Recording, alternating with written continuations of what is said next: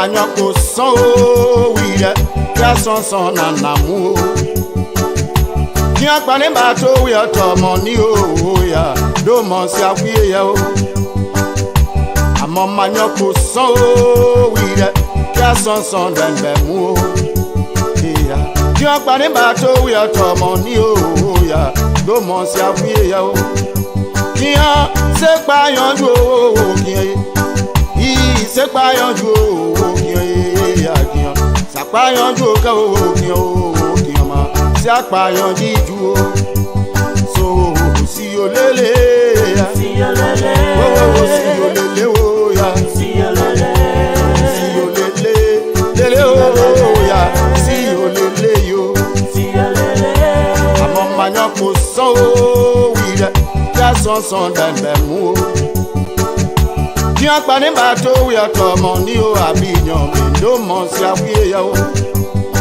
Kian se payan jiju o mama Kian se payan jiju o re son ke wo kian ya Kian se payan ju o Kian ya uri money mo re tole se ma bembe son bi Kian ya uri manjo e abato ni Passion même oh Kian ya we money More tole se ma même pio abinyo be wo kian Hello, ladies and gentlemen, and welcome to yet another edition of Talk Talking Thursday on Focus on Liberia. My name is Dennis Jar, and we are broadcasting from FOL headquarters in Atlanta, Georgia.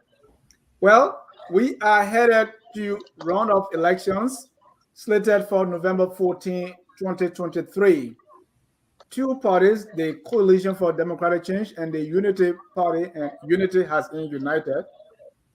They've gone to the runoff with President Weah slightly ahead in the general elections, or both having 43-point-something%. Well, as we go into runoff,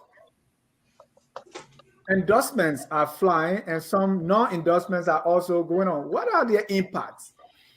We're going to look into all this with my man, Admeke Salif. He is our governance advisor. Adme, welcome to the show. Let's go after it. It's a pleasure. Thank you. Let me welcome Dr. Abdullah Dukle. He's also a panelist here. Dr. Dukle, professor and journalist. Welcome, sir. Thank you, Dennis. Pleased to be here. Thank you. Let me welcome our public policy analyst, Carl Famule. Welcome, Carl. Thank you, Dennis. It's always my pleasure to be here. Thank you. Let me also welcome another public policy guru, Mr. Thomas B. Kane.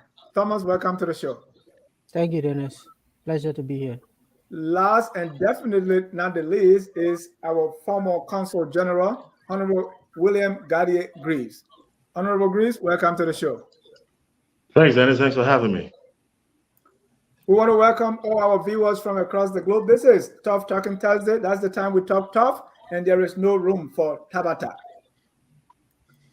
Well, the runoff is scheduled and it started endorsing, right? The first one we heard, the Liberian People's Party, Standard Bearer Edith Gongo, the LPP endorsed the Unity Party's Joseph Newman Boakai for runoff. Then came Grand Bassa Senator-elect Besonga Finlay, who endorsed the CDC, that's President Weah. Today we saw Edith Gongo, a sister of presidential candidate or former, Yawase Gongo, endorsing the CDC. I will play a little clip of that, but before then, generally, these endorsements are going on. I want us to give our first impression of these endorsements and if we will be seeing more endorsements and what the impact will be. Let me start with Dr. Duke. Well, what do you want me to say? I mean, that's Tier 1's probably closer to UP than, he is to CDC, and probably has more in common with Boakai than he has with Weah. And therefore, he feels more comfortable doing that. He should start going to CDC. It just, I don't know. Yeah, and we'll talk about that specifically, Dr. Tu, but generally, do these endorsements mean anything at all? Would they impact? In 2005, I've been going back to always go back to history. In 2005, we had Ellen against Ware, and everybody was juggling. Some people had 5 points, some people had 6 points, some people had 2. Everybody was saying, yeah, we can join this and that. It was just like now. The losers were the headlines. They were speculating who they would join and would not join. And we decided to do a polling, asking people, voters. We did it on the radio. We did one in Moravia, one in Banga, and one in Ganta. We asked them, if your candidate does not make it to the second round, will you take his advice or her advice how to vote in the second round? 80 to 82% of the people say no. I would make my own mind. And with that, we told Ellen, don't worry about it. So everybody went to George Weah. Every member of the opposition except Joseph Cotto went to George Weah because we knew he was not going to transfer. The vote did not transfer with the candidate. And we were right. Thank you. Cole? This endorsement generally, what's your feeling? Would they have any impact? Or? Not really. They mostly serve for kind of boasting and psychological warfare more than anything else. But the voters are pretty much resolved about who they're going to choose. Just from speaking with people who, supported Gongo, supported other candidates, they have basically said, go for them. They got one vote. Let them carry it where they want to carry it. I think that's very, important that the citizens are getting to a point. And as Mr. Douglas said, this was also the case in 2005. I think it's even more so now. We don't have, blind sheep in Liberia like a lot of the politicians think we do. Even on the account of ethnic or regional or county, alliances, people for the most part are voting for their interests. The politicians are the ones who are really pushing this whole county line. If you really look at it, Boycott got more votes in Nimba than Prince Johnson did. And that's something to be said. That's very rare for that to happen. So people are saying that this stuff is tribal. It really isn't. People are really voting based on how they've been treated over the last 6 years. And if their political leaders from the various, smaller parties decide to take a bribe and sign off on something because they're financially exhausted from campaigning, kudos to them. Thank you. Honorable Graves, what do you make of these endorsements? I mean, there's not much to say about that. I mean, just in what the fellow panelists just said. The intriguing thing is that I'm still baffled by the fact that Councillor Edith Gongo of the LPP, who was very vigilant, very critical about the UP party and the Senator himself, will in no time make this U-turn within no matter of time, like in a split of a night, and go ahead and endorse him. Mm-hmm. So what I see, the takeaway from it is that the credibility, where he really sincerely making this case, the cases he made, and the critical points and the debates he had against him, whether sincere, like I always say, or whether just replete with cliches and nuances, like the normal rhetoric, just talking to be heard. So these are some of the problems we have. When I came on earlier, I told you about the opposition messaging and the problems I found with it. It bemused everybody to find out that in the short space, I mean, what are the justifications? What are the things that have changed from being so critical, very critical, to in no time, in a split second, and turning over and giving an endorsement? So I mean, I just find that, and unfortunately, we didn't have the running mate on tonight, which I was really looking forward to meet and have an exchange with him like we had the first time they talking. But it's and a lot of people still baffled like me, still thinking, what is really the case? I mean, so And I we'll will come to leave the it. specific cases, but generally, what's your feeling? Do you think they're going to mean anything, impact the result of the runoff? I mean, in the first place, we got to consider how far did it come? What did it do? How impactful were they?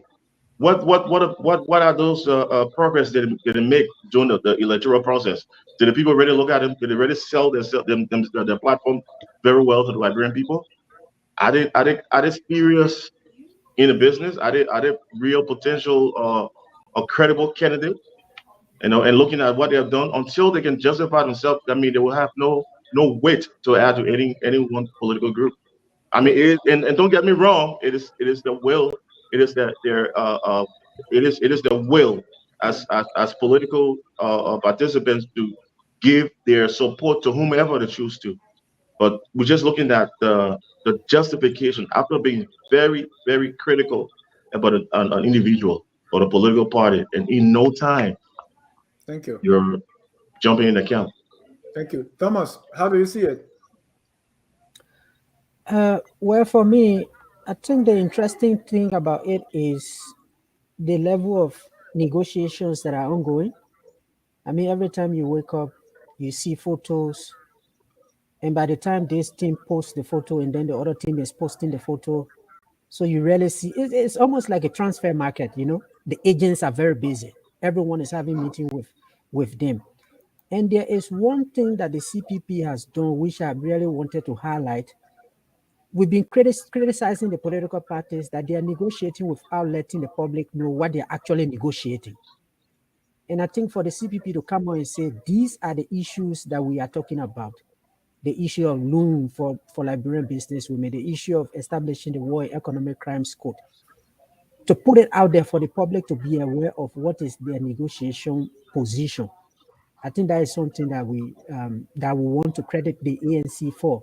We haven't seen the other parties really come out to say these were issues that we had in our platform, and therefore these are the issues that we're discussing with the two political parties to see who will take them on. And the CPP managed to have done that differently. So, I mean, the negotiations are ongoing. I'm sure by next week, we might be running out of time. They can't continue forever. People will have to take their sides. Just as, I mean, there are three options. One is you either support JMB, you support George Weah, or you decide to remain neutral, like other politicians had done in the past. So I think we just continue to watch them. Others have already come out. But I think it's good that they are having these thorough negotiations to really see if you are going to take a decision. Be well informed about the decision that you are taking. Because these decisions that they take today, like I said the other day when I call, it will have implications on them for future credibility issues when they want to run. So it's not only a decision for today. So I think let them continue to negotiate, but time is very short. They need to conclude the negotiations and take their positions, and then they go back to campaign. Mr. Salih, what is driving these endorsements? And Well, is it? And my second question there also is, what do they have to do? Sit off, take a side, or that's the challenge they're facing, right? So what do they do? mm-hmm. Yeah, I mean, if you are, Baka or Weah, what do you say? You rather have somebody endorse you, than not endorse you. And if you are a former presidential candidate and you went out there and marketed your ideas and said, look, I have this vision for the country and these elements of the vision. This is where I believe the country ought to be moving and so on. You presented yourself as a national leader, and you didn't make it to the second round, what do? Do you sit and fold your hands and you dust off, you're done and walk away? I mean, listen, Mr. Greaves, what you have, you have binary choices here now. You don't go Wea or Buckeye. So if you look at Gonglo, for example, you went in the mid there a little bit and take me up. I'm gonna go there too. If you look at Buckeye and Wea and then Gonglo, Gonglo's ideals and things that he stands for, things that he spoke about during his campaign. Where would you say is closer? I agree with Dr. Dukley. Tianwan will most likely see his ideas and values closer to some of what Baka is espousing, especially if they accuse Wea of corruption, rampant corruption, which you wanted to sweep off. And so, yeah, if you don't want to sit on the fence, if you're Tianwan Gonglo, I think that the presenter of these two, or if they're not even the two best ideals for you, but that's why we have, you go what you think is closest to you. Endorsements, I see them doing several things. If an endorsement comes with it,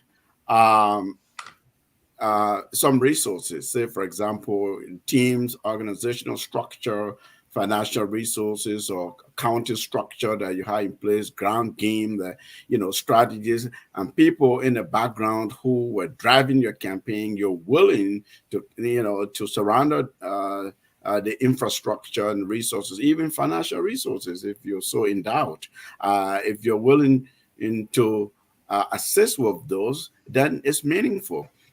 It could also be meaningful, like I said, like Thomas, agreeing with Thomas there. If you like the CPP, you say, look, here are our negotiation objects and objectives. We're negotiating on the basis of XYZ because this is where we believe the country should be heading. If you want my endorsement, you ought to give me guarantee, even sign some paperwork that will see some of these in your government, in administration, or in policy prescription. Yes, then you're negotiating as a state man or state woman.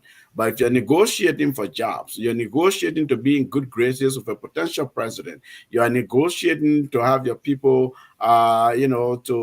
to be appointed, then you were not a serious politician. I know these things happen, of course, everywhere. It's not unique to Liberia, but that would be a very sad state of affairs. You should be a principled politician. You should be there for the state, and this is why you want to endorse someone. The final thing I will say, it may not be a tribal, but we are a very traditional society. I mean, we can't escape that. Or in our tribal affiliations, our regional affiliations, in there you have diversity, right? We recognize that. But our people, some segment of our people, sometimes just follow the leader. The leader says, look, this is where we're going because, and give them good reasons. Some of the traditional people in the villages and rural areas say, well, our big daughter say, we must go this way, that where we're going. And that could follow you as well. So I don't see it as an effort in futility and in fiasco. I think that there can be something to it if it's carefully done. And Carl, let me come to you on let's take Councillor Gonglo, for instance. We saw how the voting went in Nimba. So and let's ignore the Edith Gongo factor for a minute. But if Councillor Gonglo will endorse a candidate like he did or the LPP did for Joseph Boakai, and he goes with Joseph Boakai to campaign in Nimba, definitely people that voted because he came second or third in that county, definitely he's able to turn his voters towards the person he's endorsing. So this endorsement should have weight, don't they? I mean, like I said, people are already resolved. So the reason people would support Gonglo or any other opposition person is because they want to remove Wea. Yeah. People are in opposition. They support opposition because they do not support the ruling party. That's the whole point of being in opposition. If you're sincerely in opposition, if you're not just looking for power for no reason, I mean, if you're truly an opposition person, it means that you realize that this present government has failed and you need to change the government. You may have thought Gongo was a better candidate. Gongo was a better candidate, but now Gongo is not an option. They're still in opposition to Wea. And you think that's by default? I think that is normal. And I mean, even with the saying, oh, Gongo was criticizing, this person. Of course he was. This is his competitor. Biden criticized Obama, said he was inexperienced. He was a neophyte, didn't understand government because Biden was experienced. Obama beat Biden terribly and chose him as a vice. I know you love Biden. Did I say Biden? Yes. I'm so Liberian. I meant Biden. So Biden, not Blyden, not Edward Wilmot Blyden, but Biden, President Joe Biden, when he was senator, he had the worst things to say about his colleague, Senator Barack Obama, being a neophyte and new to politics. But when it came down to choosing between two candidates, he chose to support his partisan, his person who, with all the criticisms, and he was selected as his running mate eventually. This is what has happened in political atmospheres all over the world. This is not strange. If you're running for something, you will look for things to criticize your competitor about. But certainly, you don't run for president against a sitting president because you think that he's better than the other people who are running. You're running against him because you want him removed. You want to have the population fire him, basically, not have him return to a second term. So I think the same thing with the voters. They voted for opposition party members because they wanted change. Thank you. Honorable Greece, what is the cost of not endorsing, like the case of Councilor Gongo? The whole thing at Dennis is that every political party or independent candidate have the right. It is their will and pleasure to endorse whichever political party, especially the two we have in the race right now for the runoff. The point I'm making is that it's not coming from a primary. It's not a political party internal primary structure of exercise that is being taken. No, these are individual parties. There are parties that are independent on their own. So the example that's just been made by President Biden and Barack Obama, that was primaries. You go to primaries, and then after that you select or you come up with the victor who is going to represent the entire party. And he can look among the party members or those who contested and get a running mate. We're not that's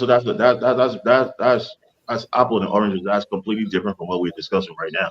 My point is that he has the right to endorse CDC or UP. That's his right. That's the party. They can choose whatever way. What I'm saying, he was so vitriolic. He was very critical about this political party, this particular political party, all through his campaigns as we monitor. And he said some of the things that you never would have expected him to even go if they were friends or what have you. Now you can criticize the issues, you can criticize the policies, but when you start going to individual difference, when you start criticizing and talking about individual differences and what have you, and that becomes a problem. That's what I'm looking at. How did he turn around in a short space of time that he was so critical, criticizing this individual? And in no time, as the runner was announced, he's jumping on board right away with this individual. What I'm seeing, what that depicts to the public, what the image, what the message is sent out, that these political parties, these politicians and what have you, they're not credible, they're not serious. They come up with all these talking points to talk about corruption. In fact, there's another issue, corruption. People don't even justify what is corruption. It's just corruption allegation is just used as the real thing. And we have a rule of law in our country. We have the justice system. Those who are accused and those who are accusing are protected by the rule of law. That's why you're proving innocent until guilty through a competent court of jurisdiction. And we accuse people. We're not accountable ourselves, which is corruption as well. We hear cases about people. We do not do our facts finding. We do not go to in-depth analysis. And we just accuse people. We just come up with an allegation. We just say this person is corrupt. The government is corrupt and whatever. We don't even critically look at the issues. And that's a problem also for us. And that's where I'm coming from. So when you want to talk, be credible on the issue, discuss the policy. What make your policy different from the next person's policy? Do not go to individual attacks. Do not go on name calling. And then the next thing, when people see you jumping with the same people, they think like, Oh, but why would it waste the time? Why was he saying all these things about this individual? And he's jumping on board with this thing. So is he the same as that individual? Who did he criticize corrupt? Joseph Boada. Who is jumping? Who killed? He's jumping in right there. So is he corrupt? I listened to the. We had a previous program when somebody announced that corruption was systemic in Liberia. So we use words we don't even understand what is systemic corruption. It means that you, me, all of us here we're corrupt. If you say systemic corruption, it means our culture is corrupt. We're born. We are having a corrupt culture that even our kids are born into corruption. So we just use words. We just go blanket without understanding what we're saying, and that's the problem I'm coming from. Thank you. That's So what in that case, be accountable and credible as we speak. In that case, what do you think is the best option for him? Sit out or go to Bubuya? I mean, he can go there, but what I was hoping for was to have his last running mate on tonight to ask what's the justification. One of the things, and unfortunately, he's not on tonight because those will be questions that would be preferred to him. Thank you. What the U-turn? This 360-degree turnaround from the very extreme from the right to the extreme on the left. You have made a political extreme better, and you're running with it. What really happened? What a justification? The Liberian people need to know because these are things that will make it credible. Thank you. And that brings me to the first person who endorsed that, Councillor Tiawan Gonglo. I want Dr. Dugley to speak to that. What you make of the LPP endorsement, and that we did not see Councillor Gonglo, like other candidates would do, actually endorsing, but it is the party. I know that's their party structure. But what you make of the Gonglo endorsement of the UP? Well, as Mr. Bill says, the man has the right to endorse who he wants under the terms that he wants to endorse that person. And I will say also that, if you look back, we always try to push down history, but LPP and Unity Party were the progressive parties back in 1985. And they were standing against the NDPL. So, there's a culture there. I mean, Gonglo can't just jump overnight and say, yeah, I said bad things about Boakai, and I said he's carrying a broom to say, we're going to sweep this place clean. We're going to sweep it, corruption, against Weah. I think it would be harder for him to justify joining Weah than joining Boakai. First, and what's wrong with not endorsing anybody? No, there's no such thing. If you don't endorse anybody, you are endorsing Weah. If you're in the opposition, you're not endorsing anybody, then you're endorsing Weah, because that means you're sitting out the process that will favor Weah. So any opposition member sitting down is actually endorsing Weah indirectly, because that means you don't want to endorse your fellow opposition member, which is Boakai. Exactly. So it's clear and simple. You don't have two choices at that level, at this level. I can stand the grandstanding and all of that. And I don't even think these people should be calling for, I like the Thomas, you issue that you make with CPP, but I would say, hey, you know what? That was not the strongest point in your platform when you went to elections. CPP calling for war crime was not the number one issue going to the election. So why would they make it an important issue for somebody to? George Weah has already submitted a bill to the Senate to establish a war crime tribunal. So what do you say? So you can just just go with George Weah because he already has a bill there. The House didn't act on it, but it's there. So I don't agree with that analogy that CPP did something good and say, if I'm going to endorse, I say, you lose, and then you want the winners to dance for you so you can choose one. No, it doesn't make sense. When you lose, you sit down and then you say, okay, mommy, I'll join you. Or, I'm going to sit this out, but whatever. But you don't become the star. And this is wrong with our system. Then in the last 2 days, the headline is, at least on front page, we're losing camera saying, we have not made a decision. I say, who cares? You have less than 2%. And today, Alassane could come and say, if you don't establish war crime tribunal, we're not going to do that. I say, man, you don't have 10%. It's not between you and Weah. It's not between you and Boakai anymore. It's between you and your little conscience, and then say, okay, I can give my vote to this person or not. The rest is just history. Yep. I think we fool ourselves sometimes, with this issue of endorsement. It's a moral support. Yeah, you don't want anybody to be on you, but definitely the voters know better. They know who they're vote for. 57% of people voted against Weah. So it's up to George, it's up to Mr. Boakai to get 6 or 7% of those people, and 50% of the invalid votes, turn them into real votes, and then he win. If he can't do that, then game over. I too, I was kind of a little shocked when I saw that Mr. Cummings will endorse based on war crime court. I mean, where is this coming from? But Thomas, what do you make of the Gongo endorsement? Well, to my point that I made earlier is the point I was making is that they should have a position. I got that point. Right. Because we are all saying, what are you negotiating? Right. What are you talking about? And if it doesn't come to the public, there is often the case that they are negotiating for jobs and all of that. So for the fact that they made theirs public, I think this is what I thought to mention them. And it's the issue of the War and Economic Crimes Code is not only one issue that he highlighted in there, it's also highlighting the issue of decentralization, that public administration should be decentralized. There are other things that he mentioned there. And the way I see it is that you can lose the election and still be able to win for your constituents because of the way you negotiate in this second round. If anybody can take your points from your platform, whether it's 1 or 2, and be able to implement them, you still win for your people. Because in the end, you were running for a specific group of people. So that's just what I wanted to mention on the CPP issue. On the issue of Councillor Gongo, on the show, on other on the Friday show, there were some people who were saying, okay, the CDC can get to Councillor Gongo and promise him that he should be justice minister, and therefore they can be able to entice him to support George Weah. But everyone has watched George Weah over the past 6 years that he doesn't believe in the rule of law. And Mr. Grieve was just talking about, okay, we are a country, we have a rule of law, but the rule of law is broken down. When you have the executive actually bring down a member of the Supreme Court bench and remove him from there and brought the judicial system down to their knees, and you have all of these cases that there are no closures. You go on our streets in Morovia today, the police have practically withdrawn. By 6 o'clock, you don't see police officers on the street. They are all gone home. Anything happens to you, it's to yourself. And so Councillor Gongole is going to see that kind of system and goes into it and become a justice minister where nobody is going to listen to you.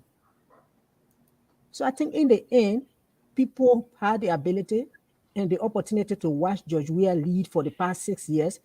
And so even within just 2-3 minutes, they could be able to make a decision in their second round as to where they are going. The same way he's shocked that Councillor Gongolo supported JNP, others who have been equally shocked for Councillor Gongolo, after carrying the broom that he's going to sweep the system for 6 years, go to George Weah now and say, I'm going to help you to sweep the system. When you have cases when the U.S. government indicted his officials and say, let the judicial system now prosecute them and see what the outcome is, he has not still done that. And to me, the fact that you have Nathaniel Magay and Bill Traore winning these elections, then it shows that what the Americans are saying, there is something in there. Where did they get these resources from to go to Magidi and be able to win an election based on pumping resources there? So I think the decision for Councillor Gongolo was easier. I'm not shocked with it. I would have been shocked, regardless of what he said against Boakai when they were all competing in opposition, because the point was that each person wanted to pass the other opposition to get into the second round, and they said many things about each other. But for him to have supported George Weah, I think a lot of people will have been shocked. So I don't think I have a problem with the decision he made. Like we all say, he's free to make his decision, and that is what he has made. And we just move ahead with it. Mr. Salif, Councillor Gonglo is known now the integrity icon. He accused Mr. Boakai of not having integrity, of not being honest. In fact, he compared looking at George Weah and Joseph Newman Boakai. He said a 12-year rule and a 6-year rule. Now we found out that the integrity icon has picked someone who he said lacks integrity, is not honest, and it's a 12-year rule. How do you reconcile that? Yeah, because we're all saying more or less similar things here. you have just binary choices, Weir and Buckeye. And the Councillor Gonglo also, you have to remember, presents himself as an institutional man, as a man who believes in institutions. And like Dr. Duke was saying, his party convened and the party took a decision. So it was not a unilateral decision per se, based on what we've been reading and hearing about in the media. That's one count. So if the party says, look, given the two choices we have on hand, we rather go with Buckeye, that's where he will go. And because it's competition. This is political competition. That's why you do opposition research, right? You pound on the weakest position of your opponent so that you have advantage over them. That's what electoral politics is about. And so, if you didn't make it to a level where you go the second round, you have to step forward and provide leadership. Providing leadership does not mean you have to be president. You have to have big titles and all of that. Providing leadership means you demonstrate a moral stance.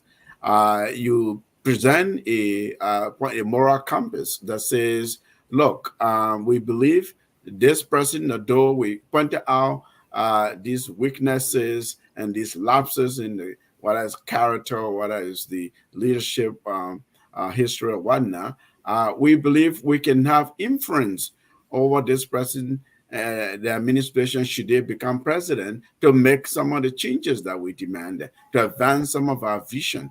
That's what leaders do. That's what Kofi Annan used to say, larger leadership, larger leadership that's larger than yourself, that's greater than yourself. Sometimes it goes against your personal choices and options. You just look at what is the common good of society. So I believe Councillor Gonglo could not have endorsed President Weir, given everything that he said. In fact, look, Dennis, yes, Councillor Gonglo accused Ambassador Barker and said things about him, but he said worse about President Weir. I mean, he didn't have anything nice to say about this administration. He said the rule of law is a problem in Liberia, but has particularly broken down under this president. And corruption is a problem. And Mr. Greaves, hello. Yes, our society is corrupt. We have systemic corruption. Our children are born in corruption. They grow up looking at the adults. All institutions, whether it's religious, cultural, government institution, the system is rotting. Why? What's there not to say? You say it so that you fix it. That doesn't mean you're saying my country is not a good country. We're saying the choices we make, the way we run our public institutions, we settle for ourselves. We engage in aggrandizing negotiation and arts and deals than for the state. We go into public service not for the sake of public service. And I'm using the we, the royal we, to mean the society. This is what happens. We see it. We're seeing it not just in the Weir government, though I think it's really elevated in this government. You may not want to hear that, but it is the case in our society. And so corruption is an issue. Gonglo took it up. He took rule of law. He said, look, if you fix rule of law, you fix half of Liberia's problem. And if I can prevail on a Buckeye administration, I believe I will succeed than a Weir administration. If that was a decision that LPP took, it makes sense to me. Thank you. And I should note that Councillor Gongo supported the Unity Party and Joseph Boakai in 2017. Call, with the Councillor Gongo endorsement, is it a case of what we hear now has the lesser of two evils? And what happens? What happens if Councillor Gongo is not on the campaign trail with Mr. Boakai? Because even up to now, we don't see him robust enough to say, yeah, this is the side I've picked and I'm going to do whatever it takes to make him win. So I think we're doing a couple of strange things. It's not just Gongo, it's his whole party that has endorsed Boakai. So this is a collective decision. You've got Dr. Fambula, you've got many, many other members of their party. So Gongo being a standard bearer, he's not, this is a responsible political party. It's an old institution. There's not some political party that Gongo went and bought.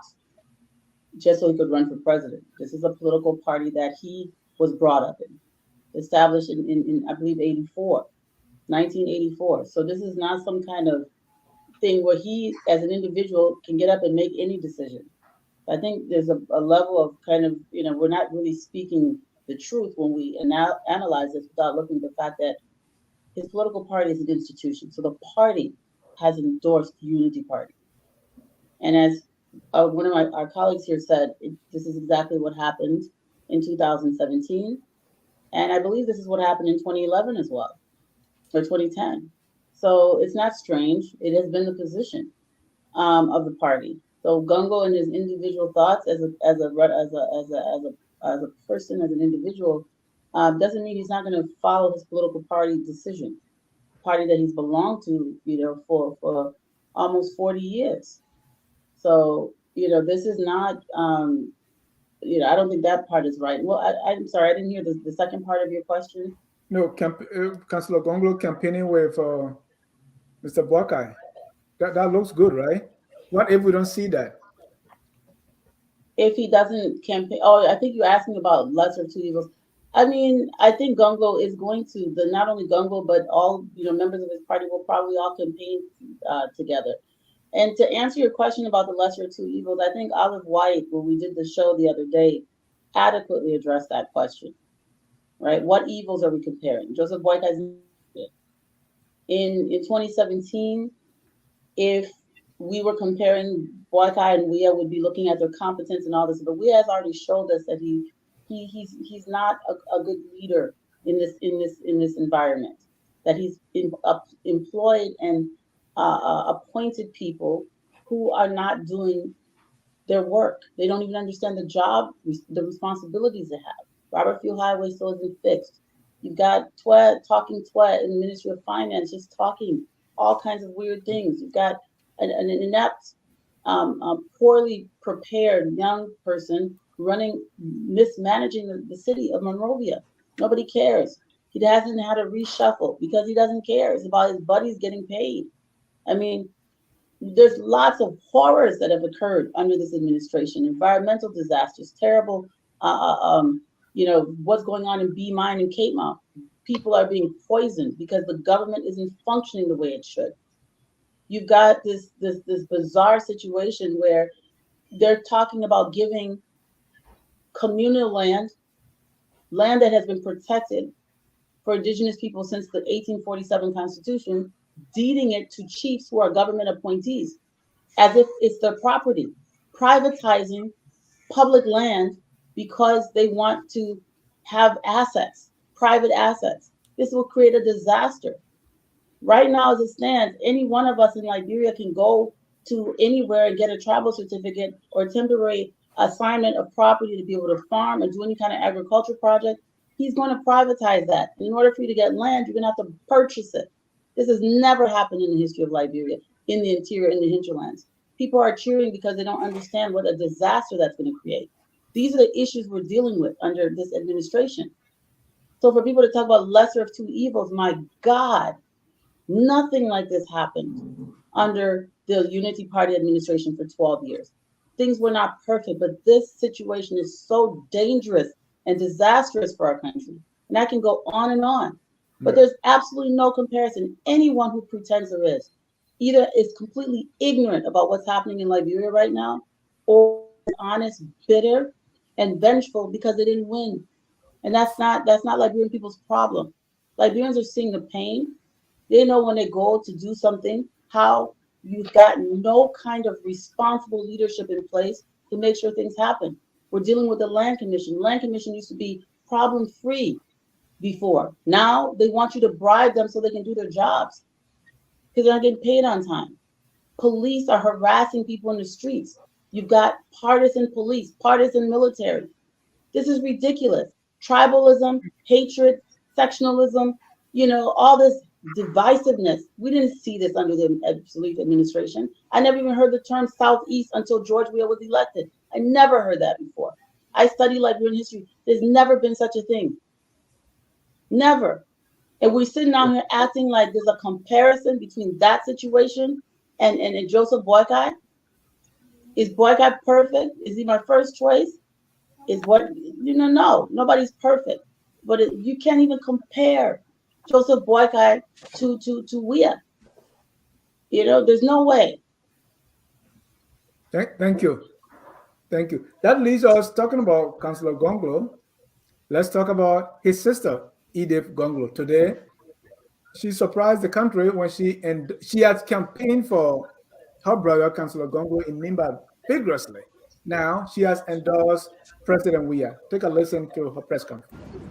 Ladies and gentlemen of the press, friends of Edith Gongo Way, fellow citizens of our great country, members and officers of the great Congress for Democratic Change, after thorough consultations and assessments of the remaining candidates, we do hereby declare our unreserved support for the re-election bid of President George Manuel Weah of the Coalition for Democratic Change.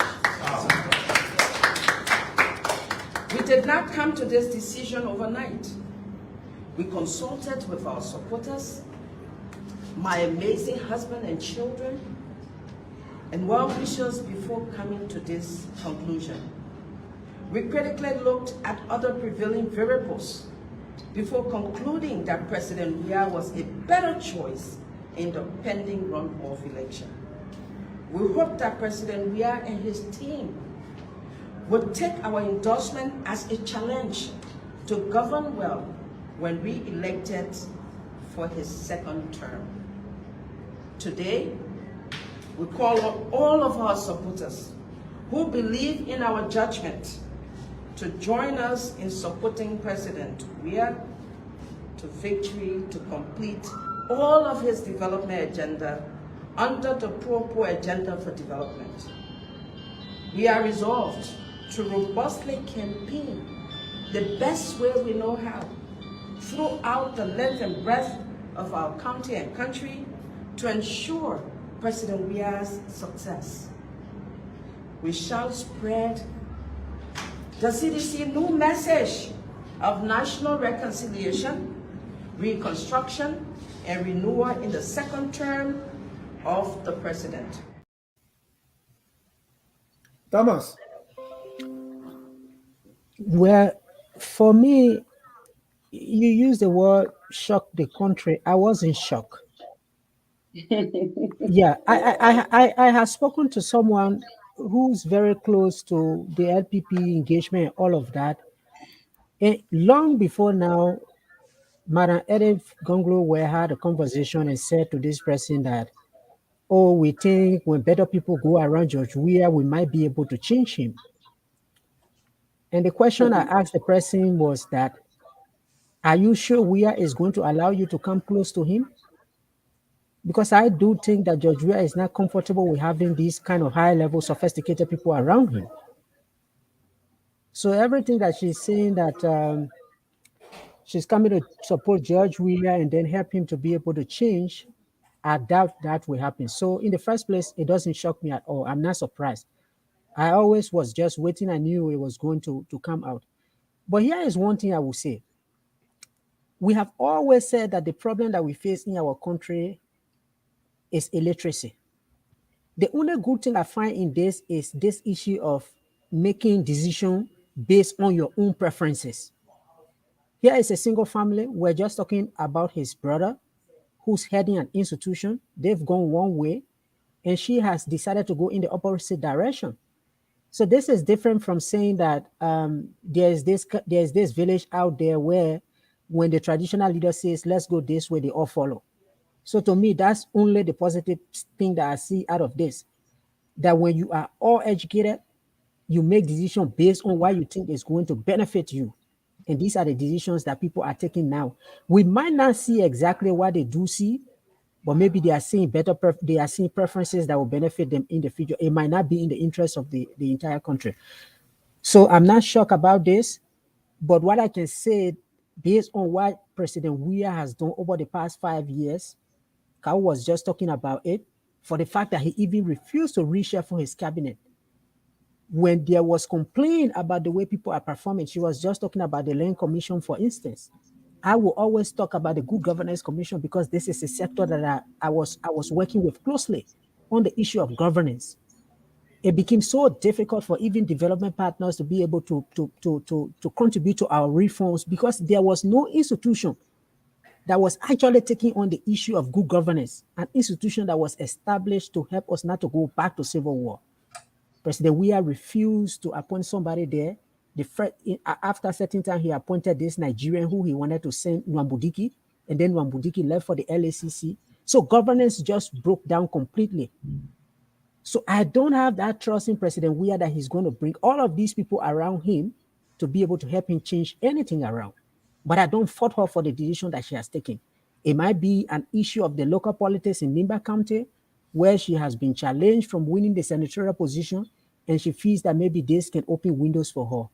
So this doesn't surprise me. I was only waiting for the day to come, and I think it has actually come to pass. But I don't really have that confidence that she has, that you can be able to help Judge Weah to change things around, because he's just going to keep these people around him. He's very satisfied with what they do, even though they are not up to their task in many instances. So we rarely see. Thank you. Dr. Dukle, does that undermine what Councillor Gongo is doing, or is just fair politics? Well, I don't know how it would undermine Gongo, Tiawan Gongo. He was the one who was running for president, and she was campaigning for him. So now she has to go back and say to the people, well, my brother went one way, I went the other way. But in a sense, I don't know, that's her choice. They made a political calculation. Maybe,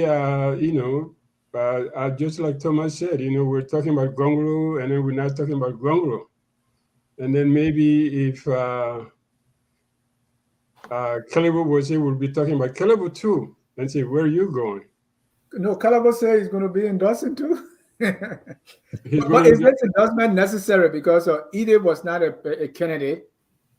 I mean, what really, in your mind, you've been around a politician for a long time. What drives that? She was not running. She was not elected.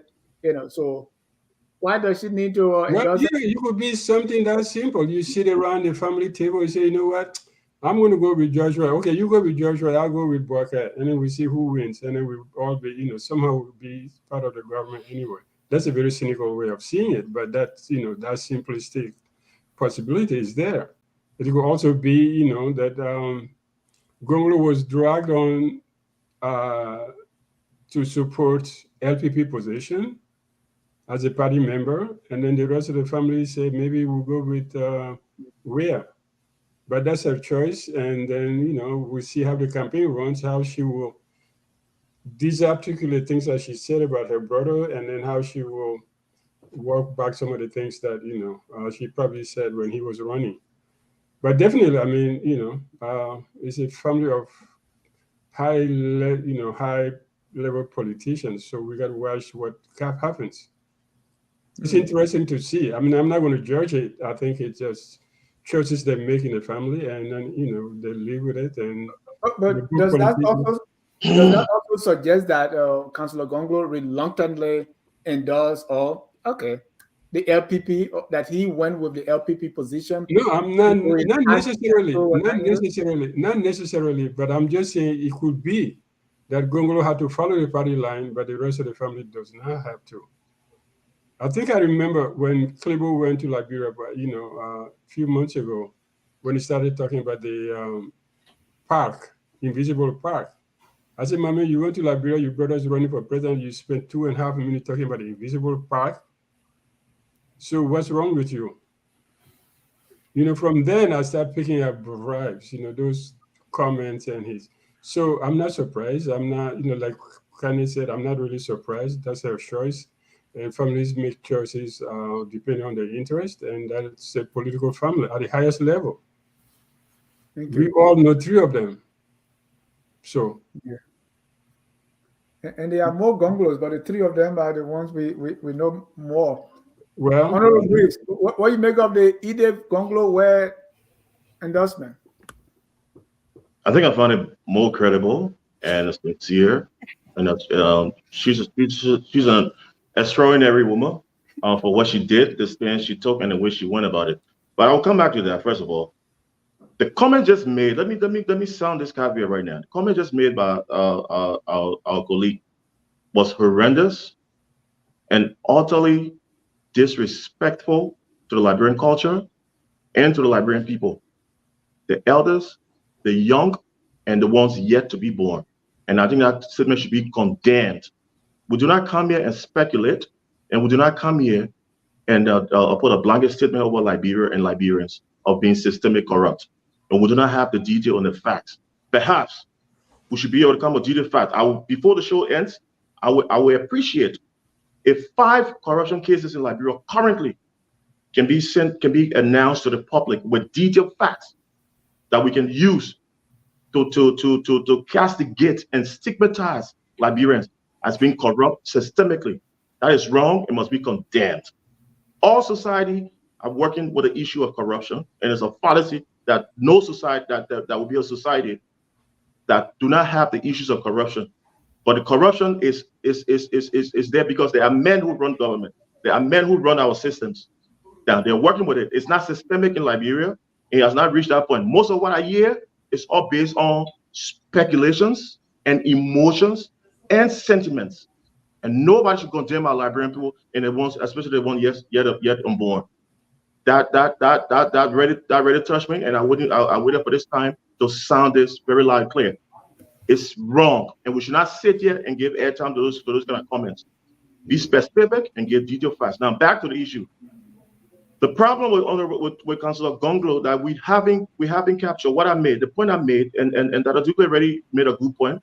If he has sat aside, stay away, and didn't endorse any candidate, means that you're endorsing one candidate, especially the ruling party. That's also a credible statement. It makes sense. Now, what we're saying is that he ran a campaign against corruption. He ran a campaign of being the statesman-like, and that brings that what starts with corruption: accountability, transparency. Now, he was very critical. I know he had 1 or 2 shots sent the other way, but most of his campaign that I listened to, that we discussed, was all geared towards Bibi Bouaga. It was actually he has a choice. It was actually at the end when he took those shots at VP Bouaga. But it was very vitriol. It was very vitriol. Most of his shots, he said the country was on ICU. Personal. Yeah. It was on ICU. It was against President William. Most of it. Yeah, that was on the policy. That was on issues. But again, but the one that was sent to the UP was personal. That's where I'm coming from. So, for a person or candidate who stood tall, who was against corruption, should be very transparent. Now, what I'm saying is that he has a choice to make. The party have the choice to make. I'm not blaming him for endorsing whichever candidate. What I'm saying is that in this case, to protect his credibility of somebody who ran a campaign against corruption, he should be able to explain why Bouaga's platform aligned with his, or why it was better than WEAS for the Liberian people. And otherwise, there will be no credibility in his endorsement. He has not made a public statement. Now, unlike his sister, she came up to the public. She had a press conference. She stated her reasons why, although she didn't go in depth, but at least credibly, she showed the extraordinary thing of coming to the public and announcing. Now, he had a double turn overnight. We are asking, there's a credible guy. There's the guy who is very transparent. There's a guy who is very straightforward. And he condemned these people for the same things that he ran against. And now he's in a camp. How can he justify to us, the Liberian people?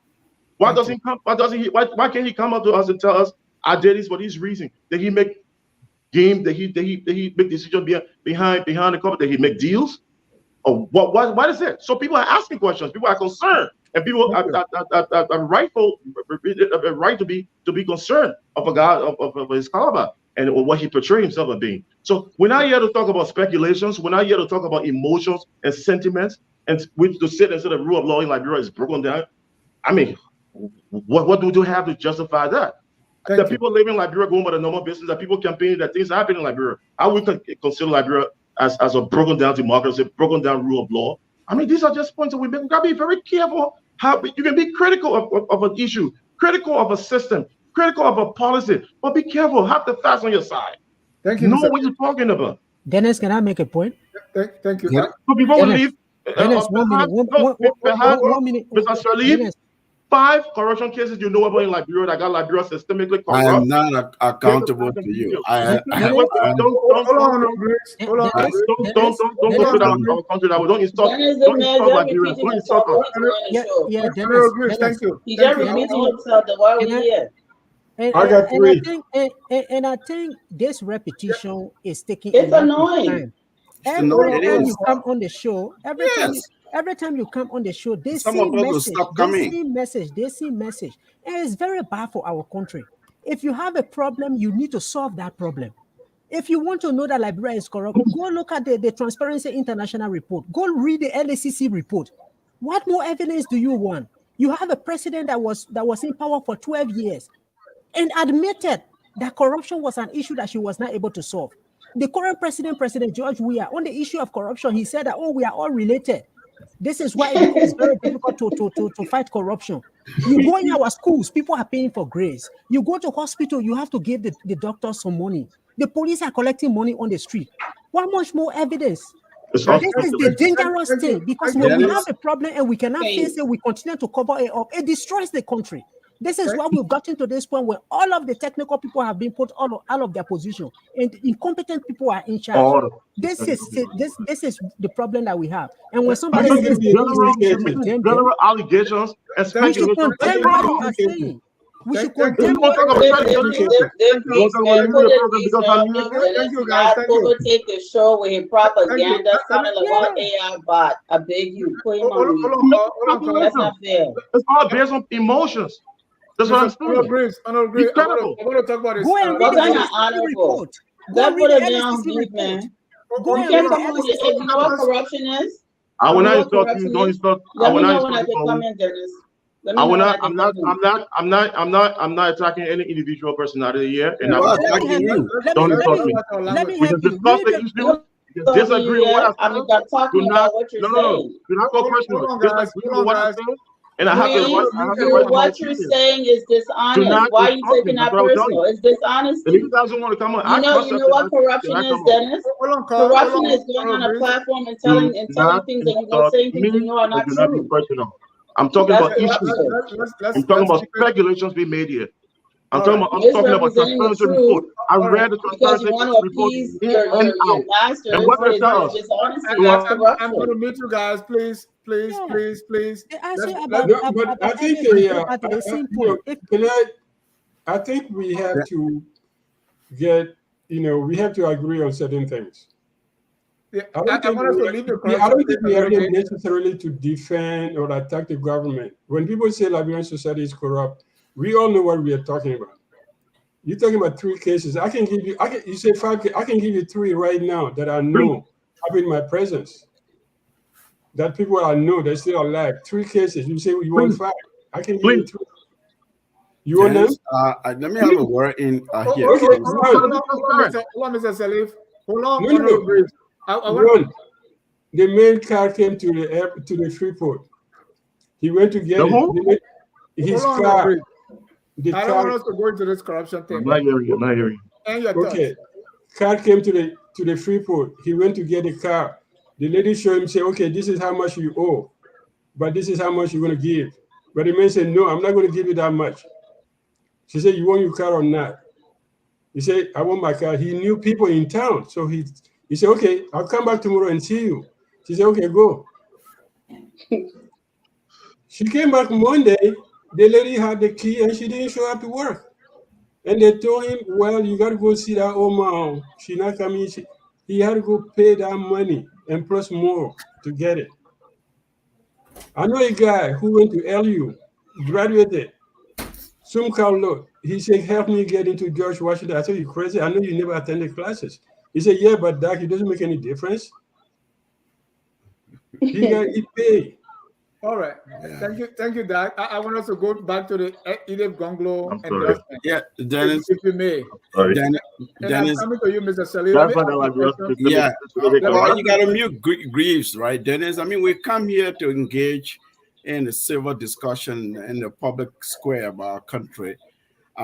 Look, it was Ronald Reagan who said in 1984 of Walter Mondale that I am not going to take advantage for political purposes the inexperience of and youth and inexperience of my opponent. There's a similar case here. If Greaves does not do his research, if Greaves is not aware of how corrupt our society is, it's not my problem. He was a Liberian diplomat. All of them helped to make the country look mediocre as it is. If he was our representative and he's not even aware of the state of affairs in the country. I disagree with you. That is not that. Well, I disagree. I mean, I'm disagreeing with him. Look, we read the thing is there. What is the UN report, World Bank report? What is transparency, governance index? This is there for research. An example of a country you know that is not corrupt. Let him give us a case, a situation of a non-corrupt situation. That I'm not answerable to you. I'm a bona fide Liberian citizen. I'm protected by the Constitution of Liberia. I will express my opinion based on my knowledge of the country, the policy, the governance failures. No, you ought to take the bitter pills to heal. If you refuse to take the pills, to take the meds, you're not going to heal. I'm not here to engage in some shenanigan about what I know to be true, and somebody who's not aware of it is not my problem. You can attack me all you want. Coming to Edith Gongo, with all due respect, she's, we've met on the show here, very fine family. I know them, at least the three, Councilor Gongo, Edith, and Calabo, we've interacted well.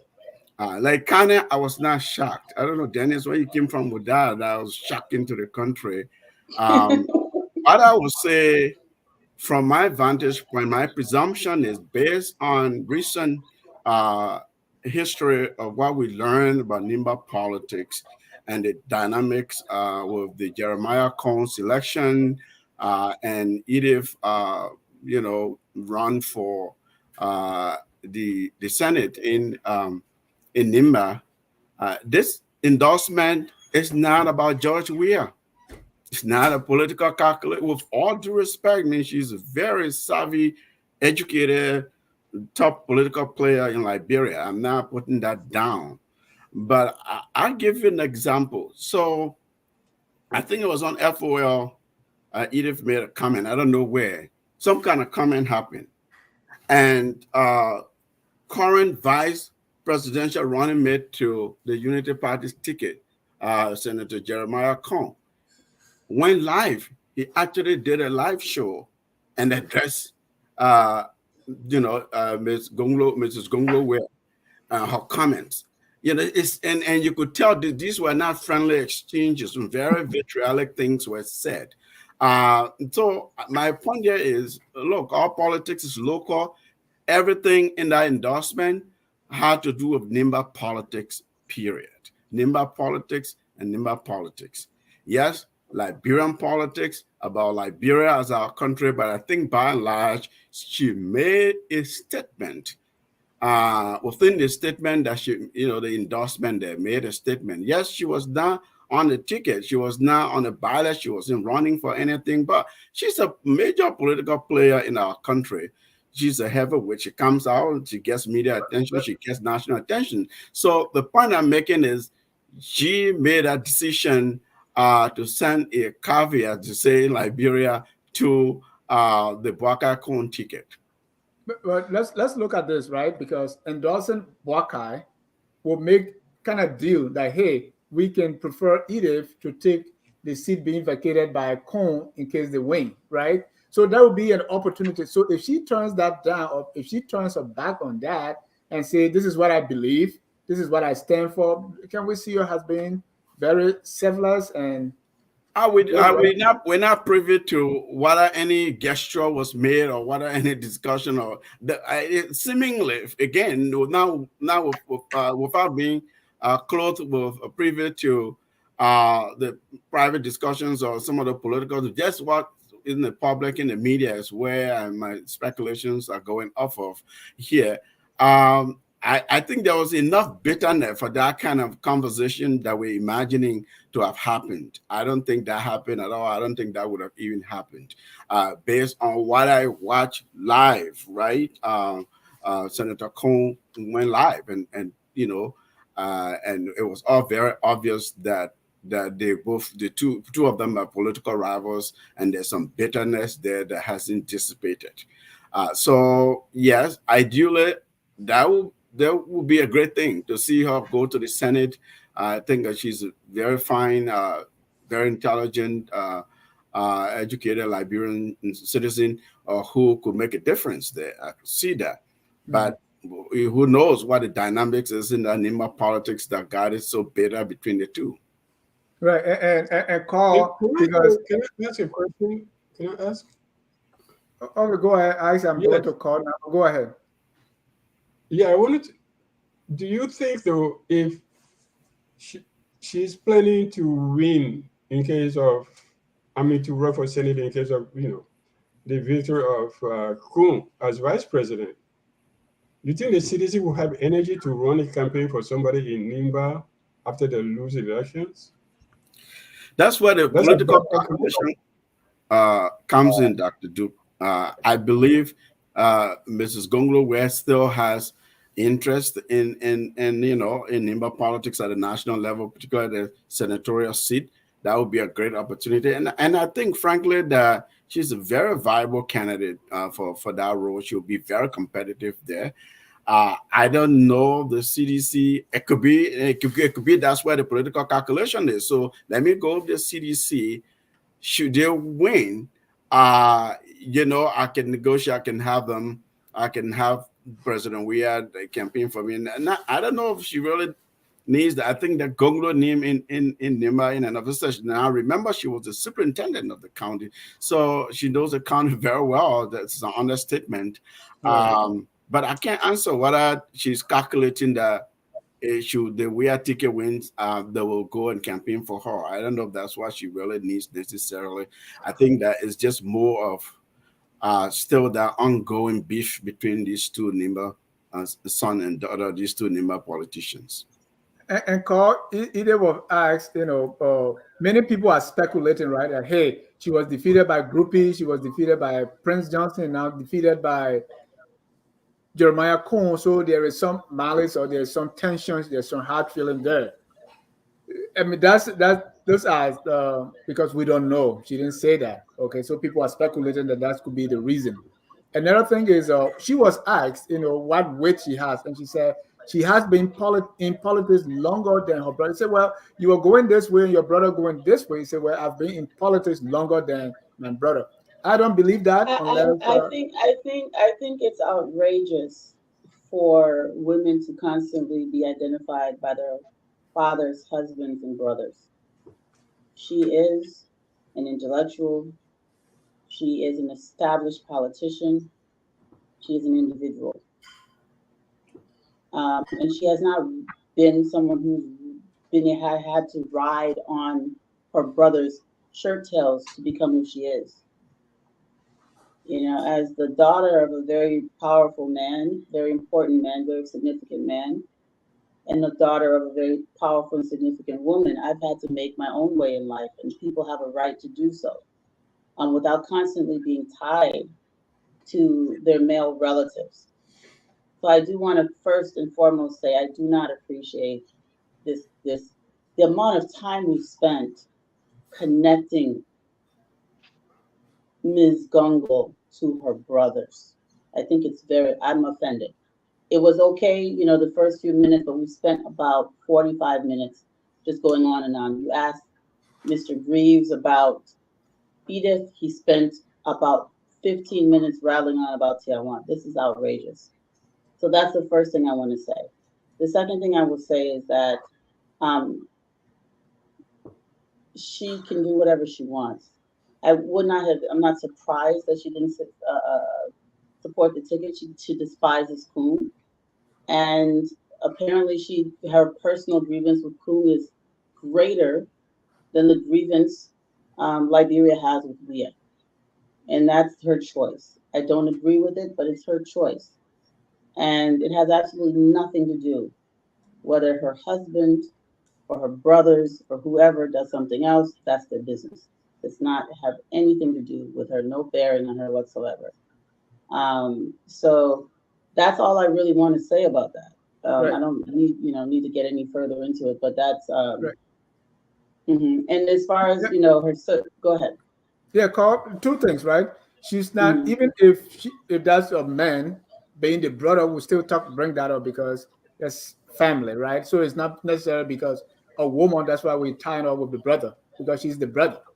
He's the brother, right? Secondly, she was the campaign manager or the campaigner in chief in Nimba for the Gonglo ticket. So going the other way is something that needs to be discussed. Right, and we discussed it, and my specific, concern was the amount of time we spent tying her to her brother, and every time we would bring her up, and I was very specific about what my issue is. So please don't dismiss my issue and try to talk about something else. Because my understanding of what happened, I was observing. And so I'm making a statement. You don't have to agree with it, but don't try to backpedal it as if I just made it up. I'm not erasing your issue. I'm responding to what you raised. Great, but you can do so and also acknowledge that my points are valid. And I gave a specific incident. You asked Greaves about Edith, and he went on rattling about Tiawan and Tiawan not liking Black Eye. I mean, for almost 15 minutes uninterrupted, repeating the same thing. So I just wanted to just raise that issue, and I would really not want to talk about Madame Gongo in the context of her brother any longer. Thank you. Thomas, we sometimes has Mr. Bwakai brought this, let me rephrase it, right? It appears to me that Mr. Bwakai was waiting, I don't know if he actually went after these people for their endorsement, or he waited to say, well, in as much as people don't like Weah, in as much as Weah is a bad candidate, they're going to eventually come to me. And so he really didn't care or didn't do much to make overtures to these people or mend fences. And so now it's coming back to bite him. That's why he's not, people who really should be endorsing him are kind of running away from him. You're muted, Thomas. Well, so we have this chat room. Sorry for going off track. We have this chat room where the school we graduated from, there's a lot of discussions there. And normally I tell my friends, this is not where you are going to come to campaign, because everyone in this chat room has a position and they're easily not going to change their positions. I think, considering the fact that these people are from Nimba, they have gone through their elections in Nimba County. Like I told you, there are conversations that have been going on. People know where people stand. Also, in elections, when elections come, people have choices, and then they have fallback positions. People make it clear. And we listen to a lot of people. People will say, my first choice is Mr. Cummins, or my second choice is Mr. Gongo. So if you know very well that this person has this position, and even if you engage them, they're not going to change their position, in some instances, it becomes an issue of wasting your time to actually be able to convince that person. I would have thought that, considering the political history that she has in Nimba, she is somebody that would have gone for. In my line of thought, as well as other people, I think Ahmed mentioned it, was the issue of she had always come second in Nimba. So I would have thought that the Unity Party would have gone for her and say, okay, can you support us? If Jeremiah Kun wins, we can be able to support you. I think that would have been a way to be able to reconcile all of that bitterness that they have between these two groups. But if they knew that she was supporting her brother and she will eventually go to the CDC if her brother did not make it to the first round, perhaps it would have been a difficult decision for them to, or a conversation or negotiation for them to actually have. So I wouldn't fault the JMB team for not going for her if they knew already that opposition was going to be supporting George Weah, or that the kind of competition they have had has been so heated that they might not even have the time to be able to meet on a single table to discuss. Because the issue Ahmed is saying, she had appeared on OK FM, and I think the point she was making was that the election that Kun won was actually taken away from her, and Kun had this this Facebook live and responded to her, and it became a very serious issue.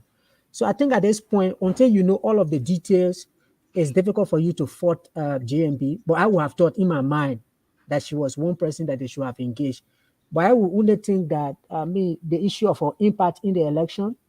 I think in Nimba County President Weah is close to his top, what he actually got in the first round. To push that margin, to me, is going to be a little bit difficult because Prince Johnson, Jeremiah Kun, they are no longer in the Senate. They are there, they are fighting. So it's going to be a stiff competition out there for her to prove that she can move the needle for George Weah in Nimba County.